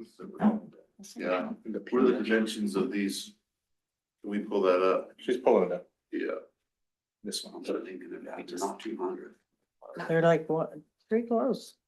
Are they close to 10 by 10 or are they? They're, yes, 10 by 10 is 100. 20 by 10 is 200. Those two red buildings, the dimensions of those are what? Well, the one they're smaller, the one pretty on the close thing, to the 10 red by one on 10. the corner is really small. I think they're 10 by 10. All three of those structures right now are 10. The green and the two reds. Mhm. Did it work if you? I don't The- know about mine. Building 3, because it has, Farm stand isn't 10 by 10. yeah. The farm smaller. stand is 10, Yeah, the one that's long already ways, there on the corner is but it's small. only It's like just like a little 6 lean-to foot. with doors. going in. you But were- the two red ones, building 2 and 3, I'm pretty sure the one in front is 10 by 10, but I'm not positive the building 3 is 10 by 10 because it has a front porch on it. So can you do away with the green one, going back to that map? And Or that's the 12 by small 12 one. is? You did away with the green one and put the red So one they where are the green 12 one by is and 12? put another one on, Okay, she's on got it. Hale. I'm sorry.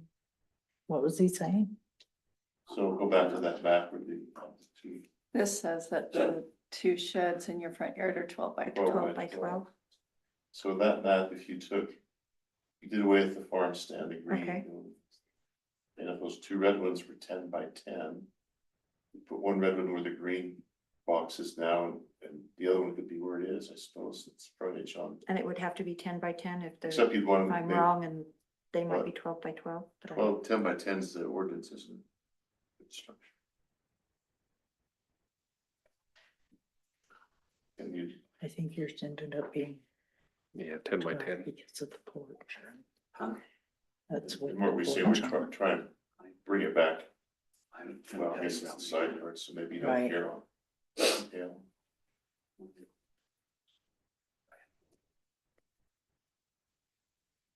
It's not I so- don't know, we kind of give you feedback, maybe you propose something, concrete that complies with 10 by 10 buildings. Jason's over that, I am. One would be on the Hill Street frontage and one would be on the, Does the porch count as part of it, or because because the one building is, it's longer, but it's because it's got a porch on it, basically, it's not a floor, but it'd be like if you're stepping out your front door, you'd be stepping onto the porch a bit. you know, What's considered 10 by 10, the inside area, or I was I'm not picturing, sure. I was picturing the inside area. Inside What area. do you? so But the it's- fruit stand doesn't have inside areas. you know, It'd probably just be the footprint of the, whatever the Okay, structure is, I would okay. suggest. And That's I what would I think, yeah, it would I think make a that's what- difference between if it's 10 by 10 and 12 by 12. would. Okay, I'm pretty sure they're 10 by 10, but The one is 12 because of the porch. is it? What is your farm stand? It's way little. What, 6 foot?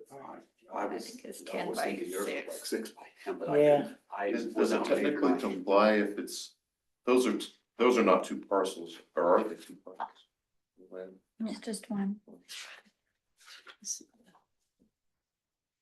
So that division of the two is just kind of a showing frontage is all Yeah, that's. and it's just. So if we move the one is farm what is stand considered two and fronts. keep the other buildings under 10 by 10, right? If the- I'm Could just we confirming do the code it says it has to be 10 by that 10, it cannot way? be 10 by 12. 10 by 10. Okay, Yeah, so 10 by 10 buildings is the okay. code. Okay. And clearly you can have one already where that green dot is on. Okay. Right. Hill. And I'd be open to allowing one on the other, On on that part, or over allowing on the Clark. one on the hill. And most of our stuff is outside, like in the garden boxes, or I go out and move it out. So, I mean, if it's a problem with people coming into the buildings, we can do it to where we can move this stuff out, In and out. in and out of the buildings. So building will be bigger than 10 by 10. You can take your other building and put it in your backyard or whatever, use that as your storage. Right? It says it has to be concealed, I don't know. Yeah, it says the storage, dang it, I just had it. So I'm not saying we can't utilize all three of them, but one of them would have to be storage. Okay. Yep. So the one I could move to the backyard and use just for my eBay storage. Stuff sold on eBay, right? Yes, Okay. yes. As long as it's not doing the business. So we're basically not able to go in it. But you can, for to access your storage, there's exact wordage in the ordinance, says structure would be permitted for storage only or something. Accessory sheds shall not be used for customer access or retail display. And there was one that said storage must be enclosed. Let's see. I think that's what it was, this storage must be enclosed. So that's what I was thinking. I don't know. I don't think that'd be do everything, just that storage just had to be enclosed.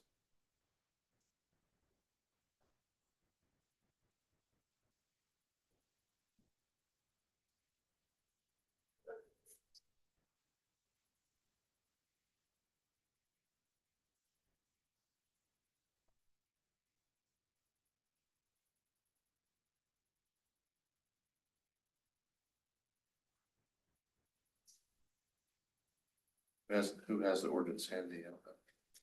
No, there. Um, It talks about the storage facility for the zone.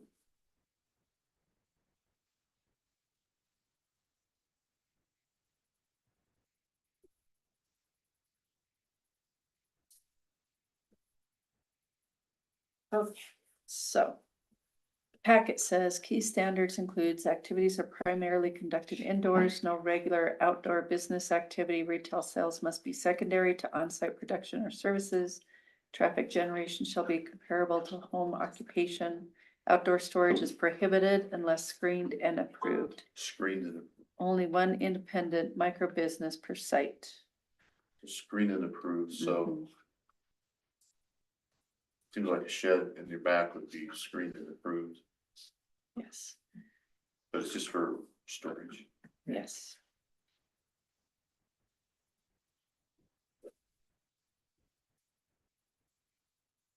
So the current proposal includes two detached structures used for retail display and sales and a separate farm stand for use in the front yard.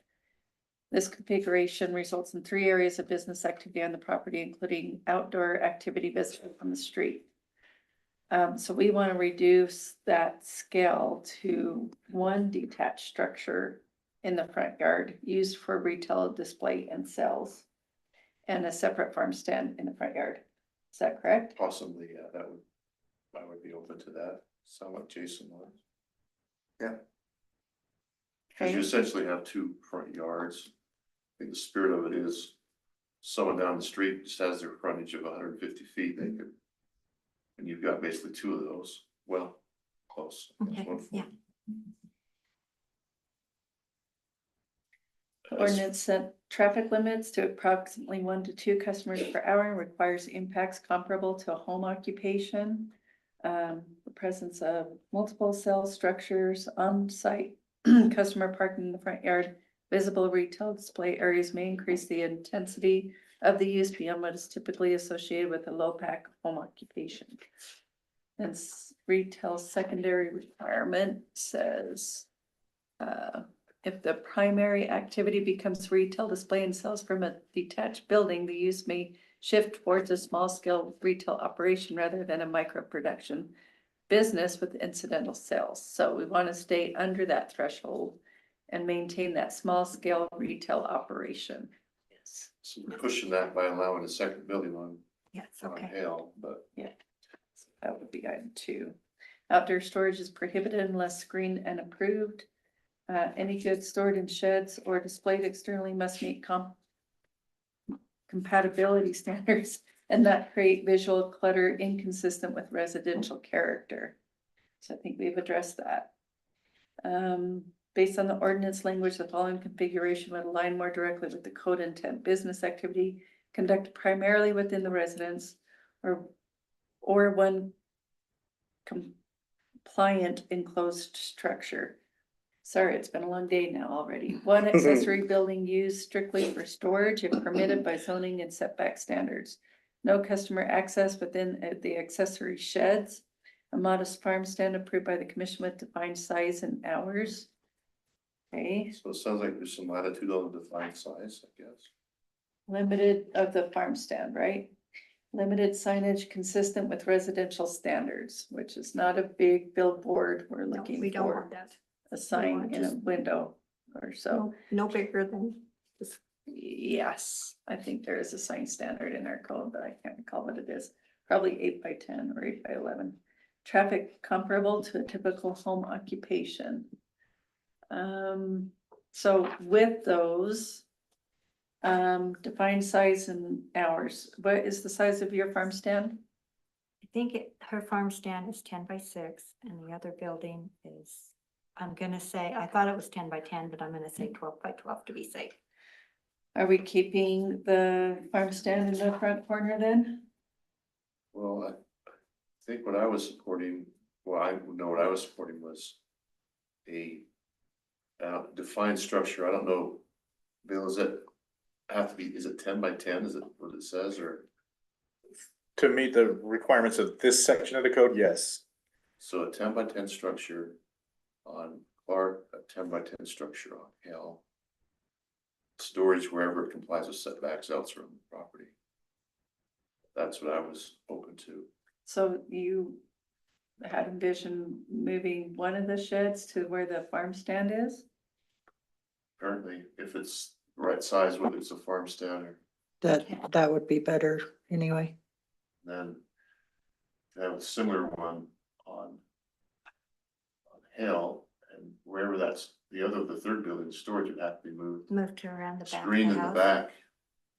Screen means to me, it's not obviously out there as part of the business storing Okay. stuff. Right. It's- Yeah, okay. I And it don't, meets setback. yeah, I don't think we dictate where that was in the back, like they're drawing a picture, does not have to be, Yeah. in my mind. we wouldn't have to put Exactly, where they yeah. put it, Okay. But Screen is all I think that Behind the dictates house, yeah, okay. whatever that. I think what I'm saying where you are, I think I'm supportive of, you've got 2 front yards is what we're calling them. I think we support 1 stand in each front yard.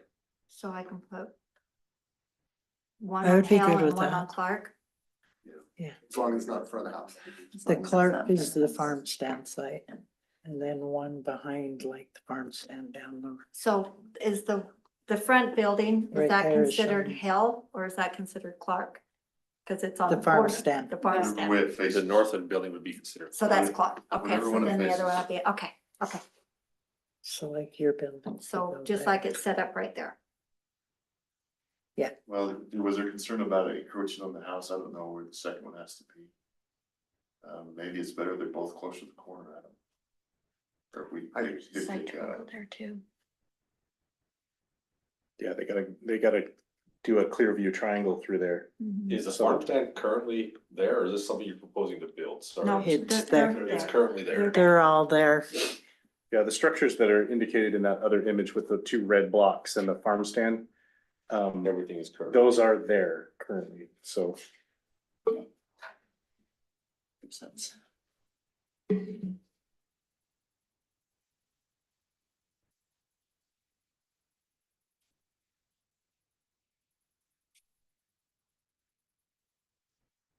I'm totally okay with just 2 buildings as well. I Me mean, too. that's totally doable. Yeah, me too. Okay, outdoor storage is prohibited unless screened and approved. Any goods stored in sheds or displayed externally must meet compatibility standards, not create visual clutter inconsistent with residential character, but would be clearly permitted. Oh, I already read these. So the defined size of the one on Clark is 10 by 10. And you guys are good with that? I would say Clark and Hill is what I was thinking. They'd both be 10 by 10. Because the one on Hill is gonna be 10 by 12. Oh. Guess I did with that. Some of the reports is the 2 feet. Yeah. Porch included. Yeah, I'm fine with that. Okay. Proposed use qualifies as a conditional use under the micro entrepreneurship ordinance. Current site configuration includes multiple detached structures used for retail sales, which may conflict with the requirement that activities be primarily conducted indoors. The placement of 2 accessory structures in the front yard raises zoning compliance concerns. Okay, we addressed that. Without conditions, the proposal may exceed low intensity neighborhood compatible scale envisioned by the ordinance. Okay, so I think we've addressed that. Reasonable conditions could mitigate potential impacts if the commission determines the use can be brought into compliance, which I think everybody's in agreement. Okay. If there's another yard down the street like this, I think you have the same arrangement, be okay. All these corner lots, they're just kicking our butts. Yeah. I saw something that Salt Lake City has the biggest blocks in the nation, Yeah. and I think we're second 10 acre. to that. Yeah. All business okay, so here's the recommended conditions. All business activity shall be primarily conducted within one enclosed structure. Accessory sheds shall not be used for customer access or retail displays. That is the shed that we're moving to the back. Okay. Accessory structures shall comply with all setback requirements of the RM7 zoning district. The farm stand shall be limited in size and of improved location. Okay, so we are doing away with the farm stand. We're replacing that with the building. Hours of operation shall be limited from 7 a.m. to 7 p.m. consistent with ordinance standards. Traffic shall not, number 6, traffic shall not exceed levels typical of a home occupation. Number 7, any outdoor storage must be screened and approved. Number 8, any expansion of structures or intensity of use shall require additional planning commission review. Number 9, failure to comply with conditions may result in revocation of the conditional use permit. 10, the conditional use permit shall run with the land unless revoked due to non-compliance. Number 11, compliance with city code. All requirements of the city code must be met unless otherwise modified and approved by this body. Number 12, payment of fees. All fees associated with the permit and future permits must be paid. Number 13, health and safety standards. All industry standards regarding health, safety, and welfare regulations must be followed. Number 14, state licensing. The permit holder must maintain current state license at all time. Number 15, business license. The permit holder must maintain a current business license at all time. Number 16, scope of use. The use of the property must remain within the parameters approved in the application, and the expansion of use requires prior approval. Okay, so we read 1 through 16. We removed 4 that has to do with the farm stand because that's being replaced by a building. Should be 2 buildings on the property, one in the front yard that faces Clark Street. That is 10 by 10, no bigger than 10 by 10, and one that is facing Hill. That is no larger than 10 by 12, located near the home, not in front. And is there anything else? Are you guys accept what she just outlaid? Yes. I do, yes. Okay, we have any further discussion? We'll entertain a motion. I'm too afraid to. I'm gonna motion this, but you're gonna have to hear me out, because I just want to make sure we're clear. Okay. So be patient here. Okay. I'm going to motion that we deny without prejudice the consideration of the appeal by Courtney Rossell, the zoning administration's denial request. Well, that's sorry, I'm reading the wrong one. Let me get to the right one here. It's like, okay. Sorry, I'm reading the wrong one. But I'm not So, and I'll explain this in more, right? That we deny without prejudice That the we proposed recommend conditional approval. use permit for the micro entrepreneurship allowing for Vicky Lake and Kathleen Hunt to operate a home-based business consisting of a farm stand and a scale of cottage food products and non-craft goods at 10 West Clark Street, located in the RM7.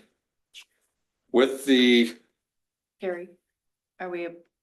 so I'm just approving? making this motion. I know, I heard you say deny.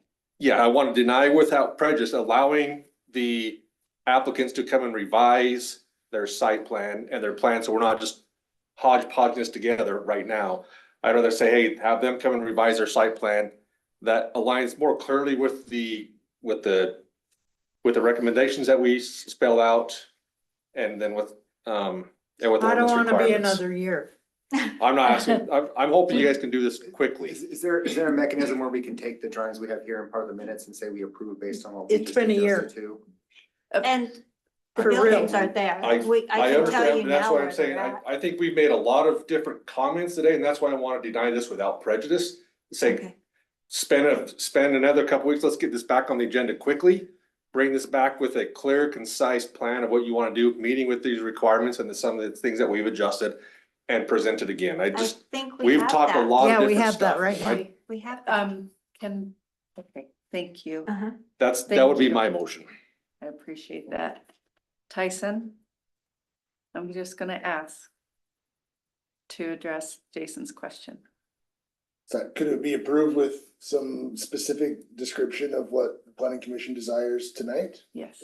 Yes, it all depends on the motion, and if it's clear enough that the applicant can comply with.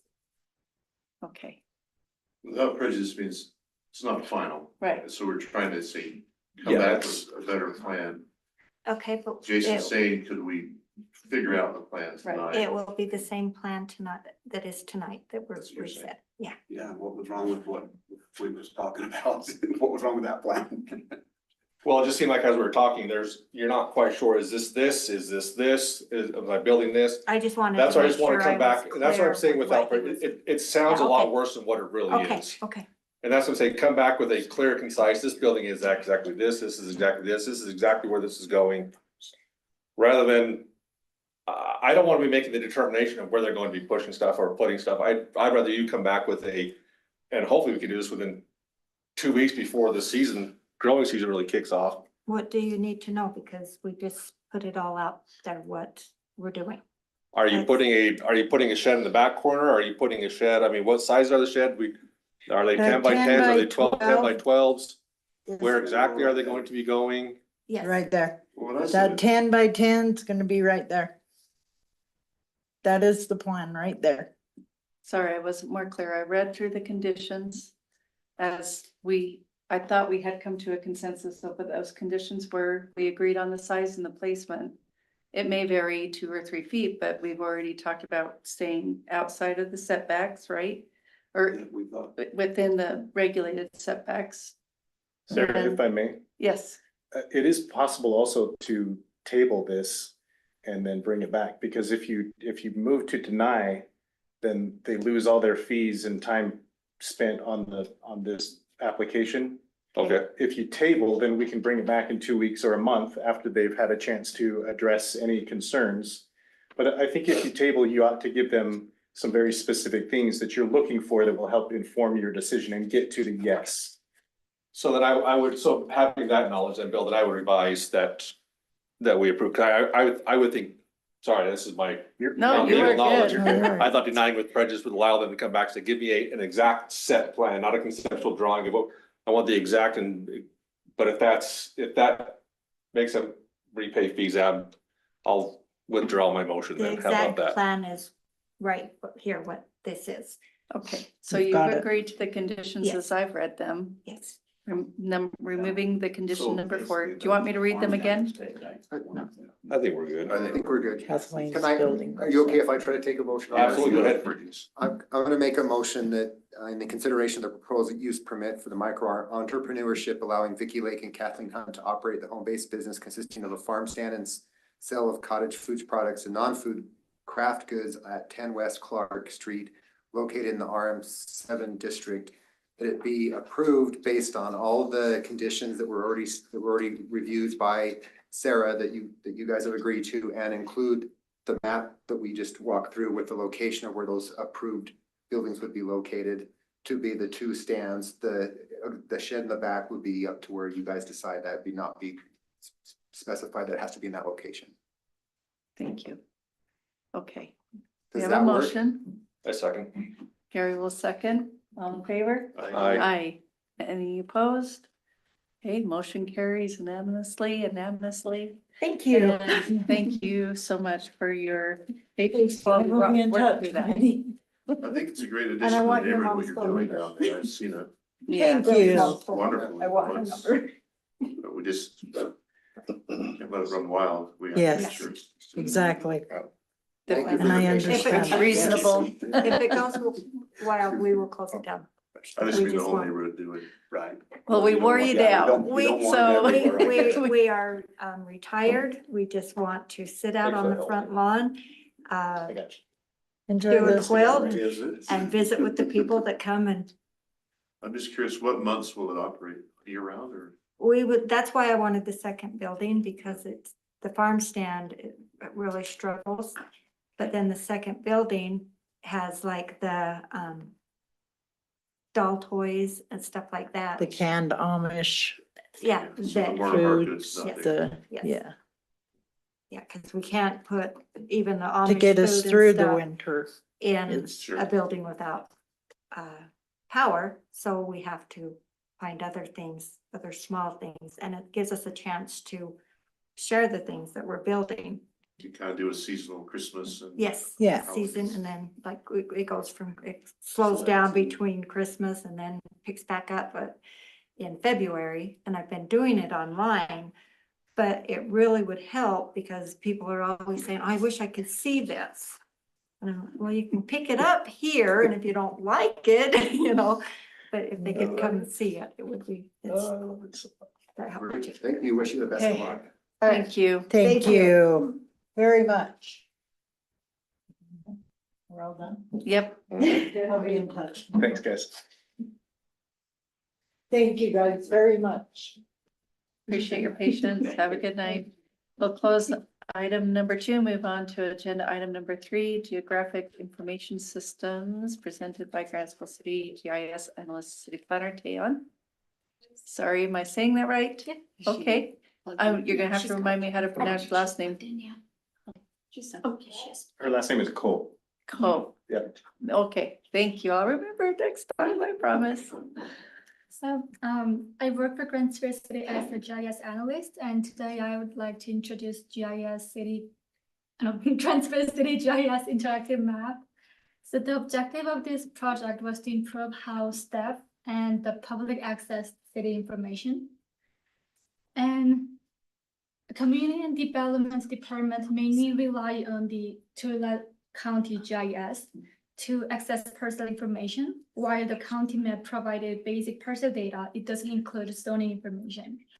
Zoning information for Grantsville was only available as a PDF, and this made it difficult for staff to identify zoning, especially when reviewing smaller parcels.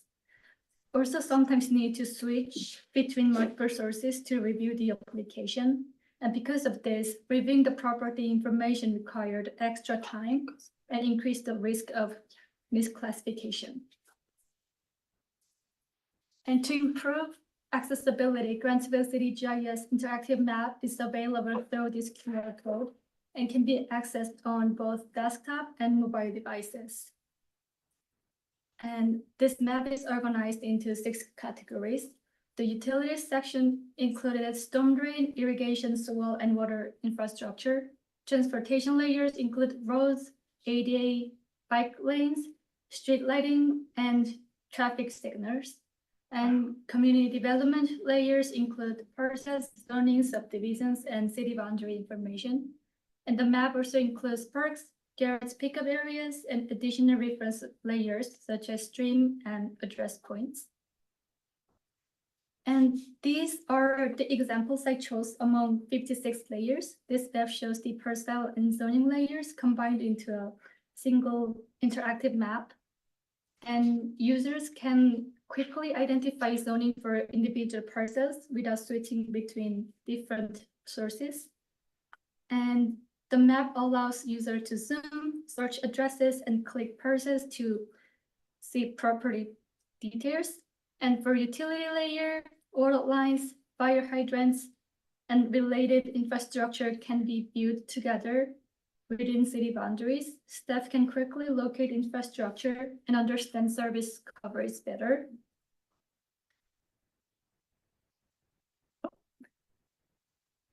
Yep.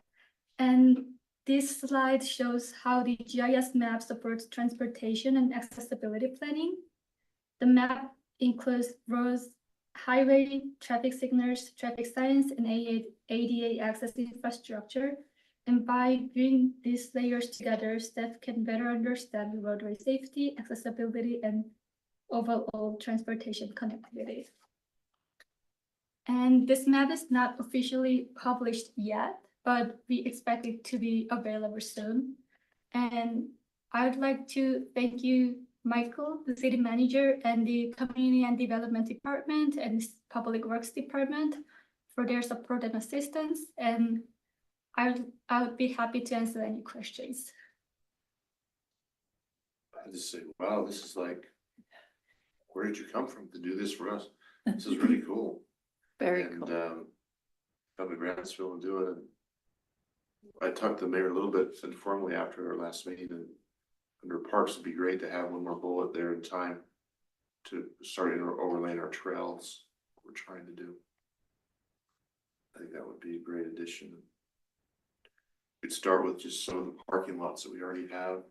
Trailhead, there's 2 or 3 in the city, and 1 trail, I think, in the inner city.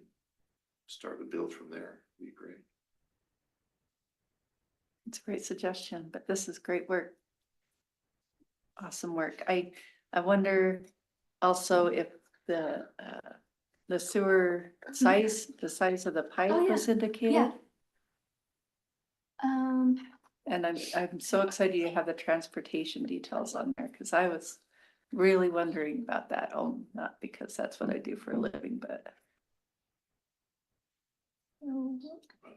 Wow, that is great. Like this, and if you zoom in, you can see how big it is. Oh my gosh. That is a ton of work. That'll help the city so much. Got your your 8-inch, your 12-inch out there at Lincoln. Wow, super. Thank you for thinking all those little details through. I'll add, Dan, this is great. I think having layers is going to allow us to be a lot more effective of what we're trying to do and see, and I think this is a great. I will echo again, I think if we can have tie-ins to what the Tooele County general plan is for trails and different things, that would actually be a helpful thing to see how that interacts, or what the intent is the county's trying to plan in other groups as far as how those would tie into the planning that we already have for our master plan for Grantsville City. I think it'd be great to make sure we're incorporating that as another layer that we could use. But other than that, I think this is great. It's stepping up to the 21st century and being able to look at how we can model this and actually show people and have it accessible is great. No, I agree. I'm just looking at this and dealing with like what I kind of do it as a profession, just the clarity here. It's phenomenal to have this and to not have to understand or try to understand where and hope you're guessing or hope that you're guessing right, but to see things in clarity and precision and with the interaction, a huge benefit for the city. For developers and others interested in investing and coming to our cities is true. And it's been really hard. It'll help us update the general plan and help us update housing with the transportation access determined, and that is super. Thank you so much for your work. Thank you. And appreciate it. Good job.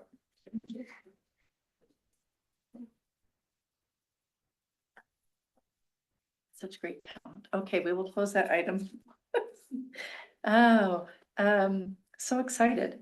We'll move on to number 4, approval of minutes from the January 20th, 2026 and the February 3rd, 2026 Planning Commission regular meetings. Did anybody have a chance to review those? I looked over, I didn't see anything that stood out that was. I had no issues with them. No, neither. Okay, I meant to write these down, but I only sent myself an email, so let me see if I can find it. I think on January 20th, and I think maybe I emailed them to me. I was gonna email them to you, Nicole. The time stamp on the January 20th is, I think is 02, and it's just missing that O. I think it was January 20th. Let me get to my notes.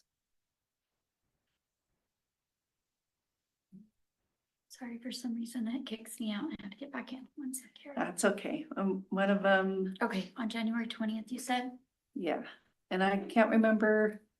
So in the bold at the end, it says the meeting began right at here. 7:02.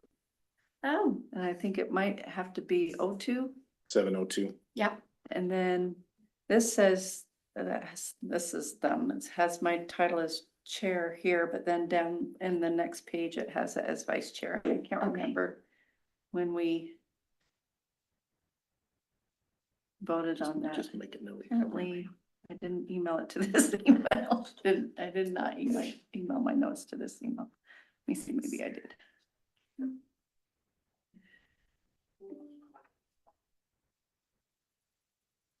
I did not email it to separate email. Sorry about that.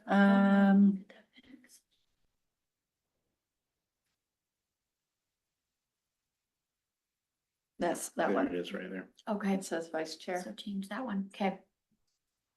but the content is perfect. Just those things. Like, I didn't see anything that tweaked anything in my head as far as my memory of those conversations. So I think you did great. You always do great in capturing those. Other than that, I'll entertain motions. We'll have to have a motion for each one separately. Yeah. I'll make a motion that we approve the January 20th, 2026 meeting minutes with the clerical additions that we just talked about. I'll second that. All in favor? Aye. Okay, and I'll motion to approve the February 3rd, 2026 Planning Commission regular meeting minutes. Second. Thank you, John. Okay, all in favor? Aye. Aye. Okay, I'll close that item and move on to item 5, report from city staff. So, first of all, we want to excuse Shelby from being here tonight. She is at a conference, convention, something where the Utah Asphalt Association That was on my notes to ask is about. giving the city an award for our Matthew Street project. She got a word. Shelby put us in for that, so we're super proud of her, and she is at that dinner. She's probably done by now, but she's at that dinner receiving that award with the mayor and some other folks from the city. So we're super proud of her and the work that has been done on that. Everyone that was involved in that with the public works and our engineers, and it was a great effort, and kudos to Shelby for putting us in for that, and she did a little video. I think we saw that actually, Yeah, and that was, I think, what won it for us. Yeah, So it's that video. super proud of her and all of the folks involved with that and that effort. So that's where she is tonight. I would like to, we talked about this, but I would like to schedule with you, if you pull up your calendars right now, over the next couple of weeks, an off week Tuesday meeting where we can get together in a maybe a less formal setting and have a training. Tyson, it's going to depend on your schedule as well. So if you wouldn't mind, really quick, just look into that. And I'd like to just get that nailed down right now if we could. Are we allowed to meet in something that's not a public meeting, or? Oh, it would still be a public meeting, so the public would be, it would be open. The public Okay. work meeting. But yeah, just a work meeting, work meeting. Again, less formal, more of a discussion and a training type situation rather than with a very formalized agenda, and there would be no actions or anything taken. It was just, Okay, I would love that. what are we looking at? We've got the 24th or the 10th of March. 24th might be a little short notice. I cannot do the 10th. Okay, how about the 24th of March? How's that looking for everybody? I'd be open. Tyson? That should work for me. Okay, let's pencil that in for the 24th. If there are major conflicts, let us know, but otherwise, let's plan on that. Again, let's start at 6, if that's all right, and we'll bring in a little dinner, just so that it's a recognition of your extra meeting. Are you looking for 2 hours? Yeah, probably 2 hours. March 24th, 6 o'clock. I would hope for an hour and a half time frame, but it could push to 2 hours depending on how the conversation goes. So I'll say 2 hours, but hope for less than that. Okay. 6 is fine. I might not be here right at 6, depending on the traffic. Well, let's do 6:30 then. How about Is that? 6:30 okay? If I that's could a little more definitely make it by flexible for you, 6:30. yeah. That would be Can we great. do Sorry, 6:30? guys. Okay. Tyson, does that work for you? Yes. Okay, perfect. Okay. And then, if you know right now that you're available to go and would like to go to the planning conference in April, I will be. you will be? Okay. You right. Jason Hill. I Jason think- Hill, thank you. I'm sorry, I had a It's okay. complete, I've been called a lot of things. Jason's the best one. Jason is the best one. That's the one Um, you'll answer to. I think I got this book at the last one. Yeah, And if folks aren't able to go, can we at least get them copies of this book? Yeah, let's Did put you that on give the- them these? I wasn't there, so. Oh, that is the book. Is that the one from Craig Call? yes, Craig Call this is a great book. was the first state property rights ombudsman. He's also just a genuinely good guy. Likes to drive Model A's. He and his wife both have one. She has an old Model A pickup truck, which is kind of cool. You can Anyway, run faster than that. Come on. super good guy. He's an attorney, but like some attorneys, he's still a good guy. Tyson, I'm looking at you. Still a good guy. Love them. And his son is actually, John Call is the city manager, also an attorney. He's the city manager for North Ogden City and a good friend as Oh, well. nice. This is the book. This is the book about planning. one of And if these. you are looking for one book with which to understand what we do and how we do and why we do, this is the one. He breaks it down in a way that's accessible, still informative and interesting, but accessible for people like me who aren't lawyers and aren't the smartest in the world. We'll see if we can get copies for everyone. Yeah, I actually, now that I think about it, I didn't get this from APA. I got this from the Utah Leagues of Cities and It's either Towns. from the league or maybe that real estate conference down in. I didn't go to that one. You didn't go to that one? I think this was Okay. the They league. did a training for us and brought us all one Oh, he did? while ago, yeah. Yeah, it is the book and it's, yeah, so. But yes. We're extra copies from 2024. She's gonna go grab that. Oh, perfect. So we've got a few Yeah, we can give please. you right now. 24. Oh, that would be great. You guys will love this. Anyone else know that they'd be available? What's I the would, dates? Sarah? I would It's like the, it's let's just in see. Salt Lake, right? No, it's in Bryce Canyon. Oh, It's the 8th through the 10th Of April. of April.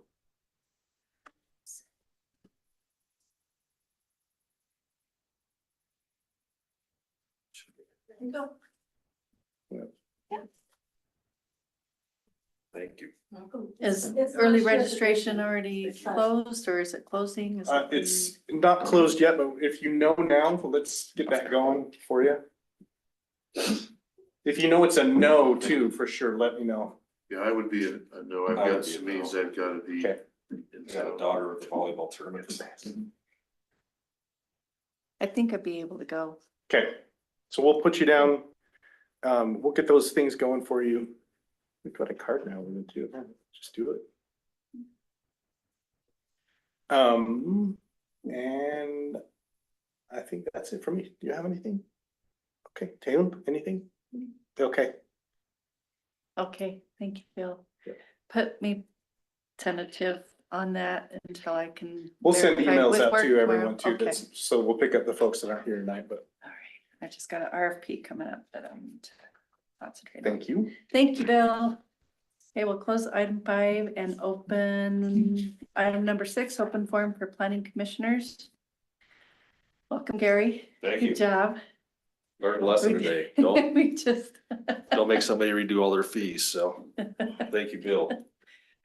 Happy to be here, happy to learn, happy to help the city, hopefully stay on the trajectory the city council sets out for us, and excited to be a part of this. Thank you for allowing me to be here. We're happy you're here. Can't wait for the more exciting meetings. This one was pretty long, but not so exciting. Feels longer than I thought we'd go on. It's great. Jason, do you have anything? No. Good discussion. I think we're more people, we've got more mindset here. This was a lot longer than I thought it would be for what we talked about tonight, but Yeah. we'll get, as we work through these kind of things, we'll get better at it. And I think there's a lot of things we just have to work through, so. Well, it was clearly important to those citizens, so it's good we did. Yes. I appreciate that. Okay, we'll close that and move on to item 7, report from city council. Derek Dalton, council member Derek Dalton is here. Still in, don't get used to me. Welcome, Gary. Thank you. Good, glad to see you here, and then Cameron too, he's a good guy.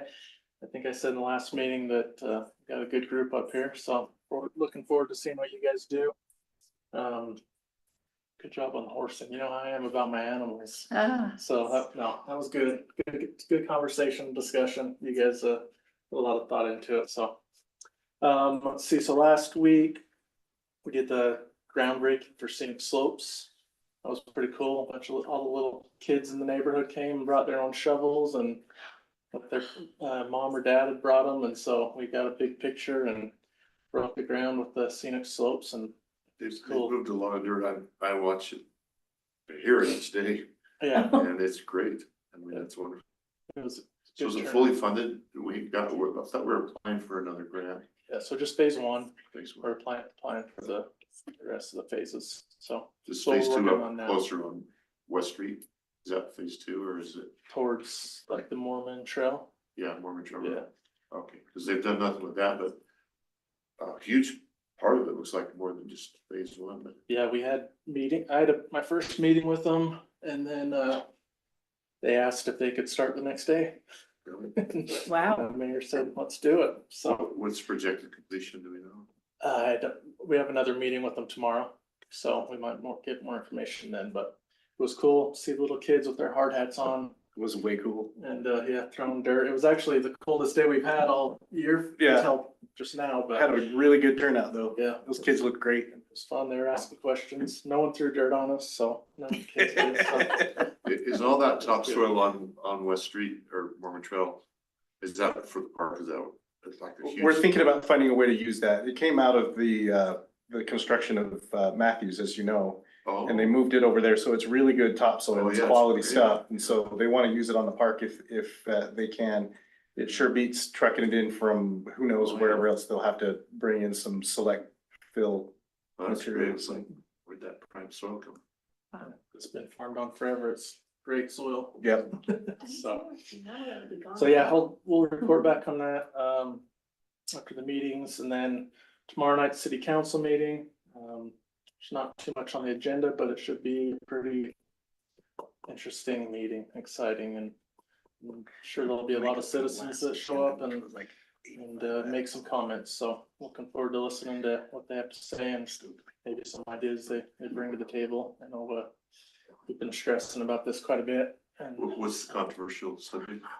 so we're building the wastewater treatment facility, and we just bonded for it, and now we are doing a public hearing on a sewer rate increase.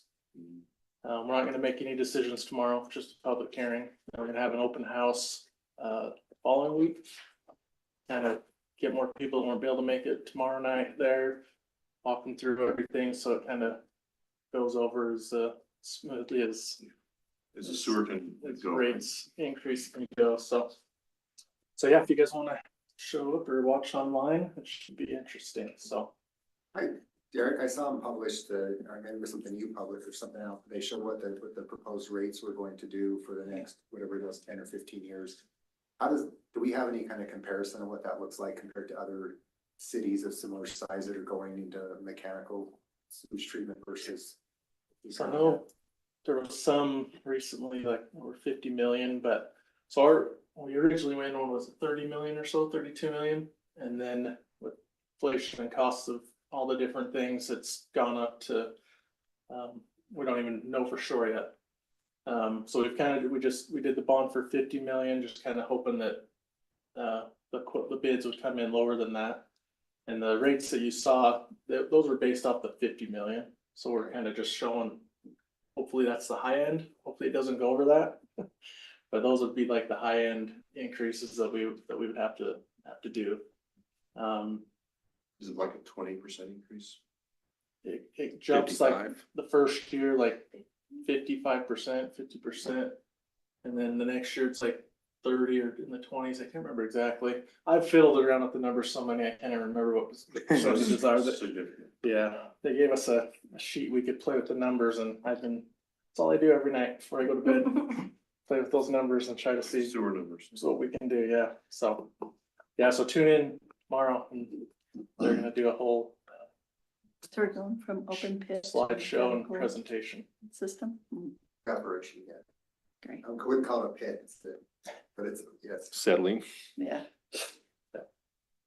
And I think that's it. Is there anything you guys would like to have me take back to city council?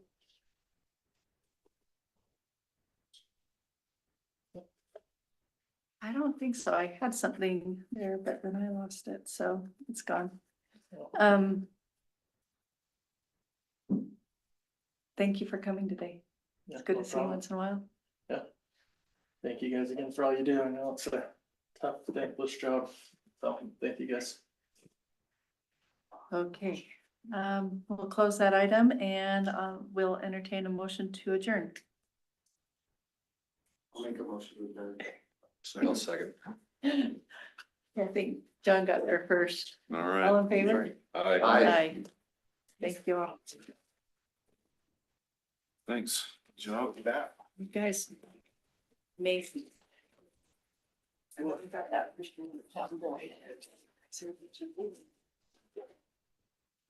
Sorry. Like garlic. Yeah, Right where she's all I could say.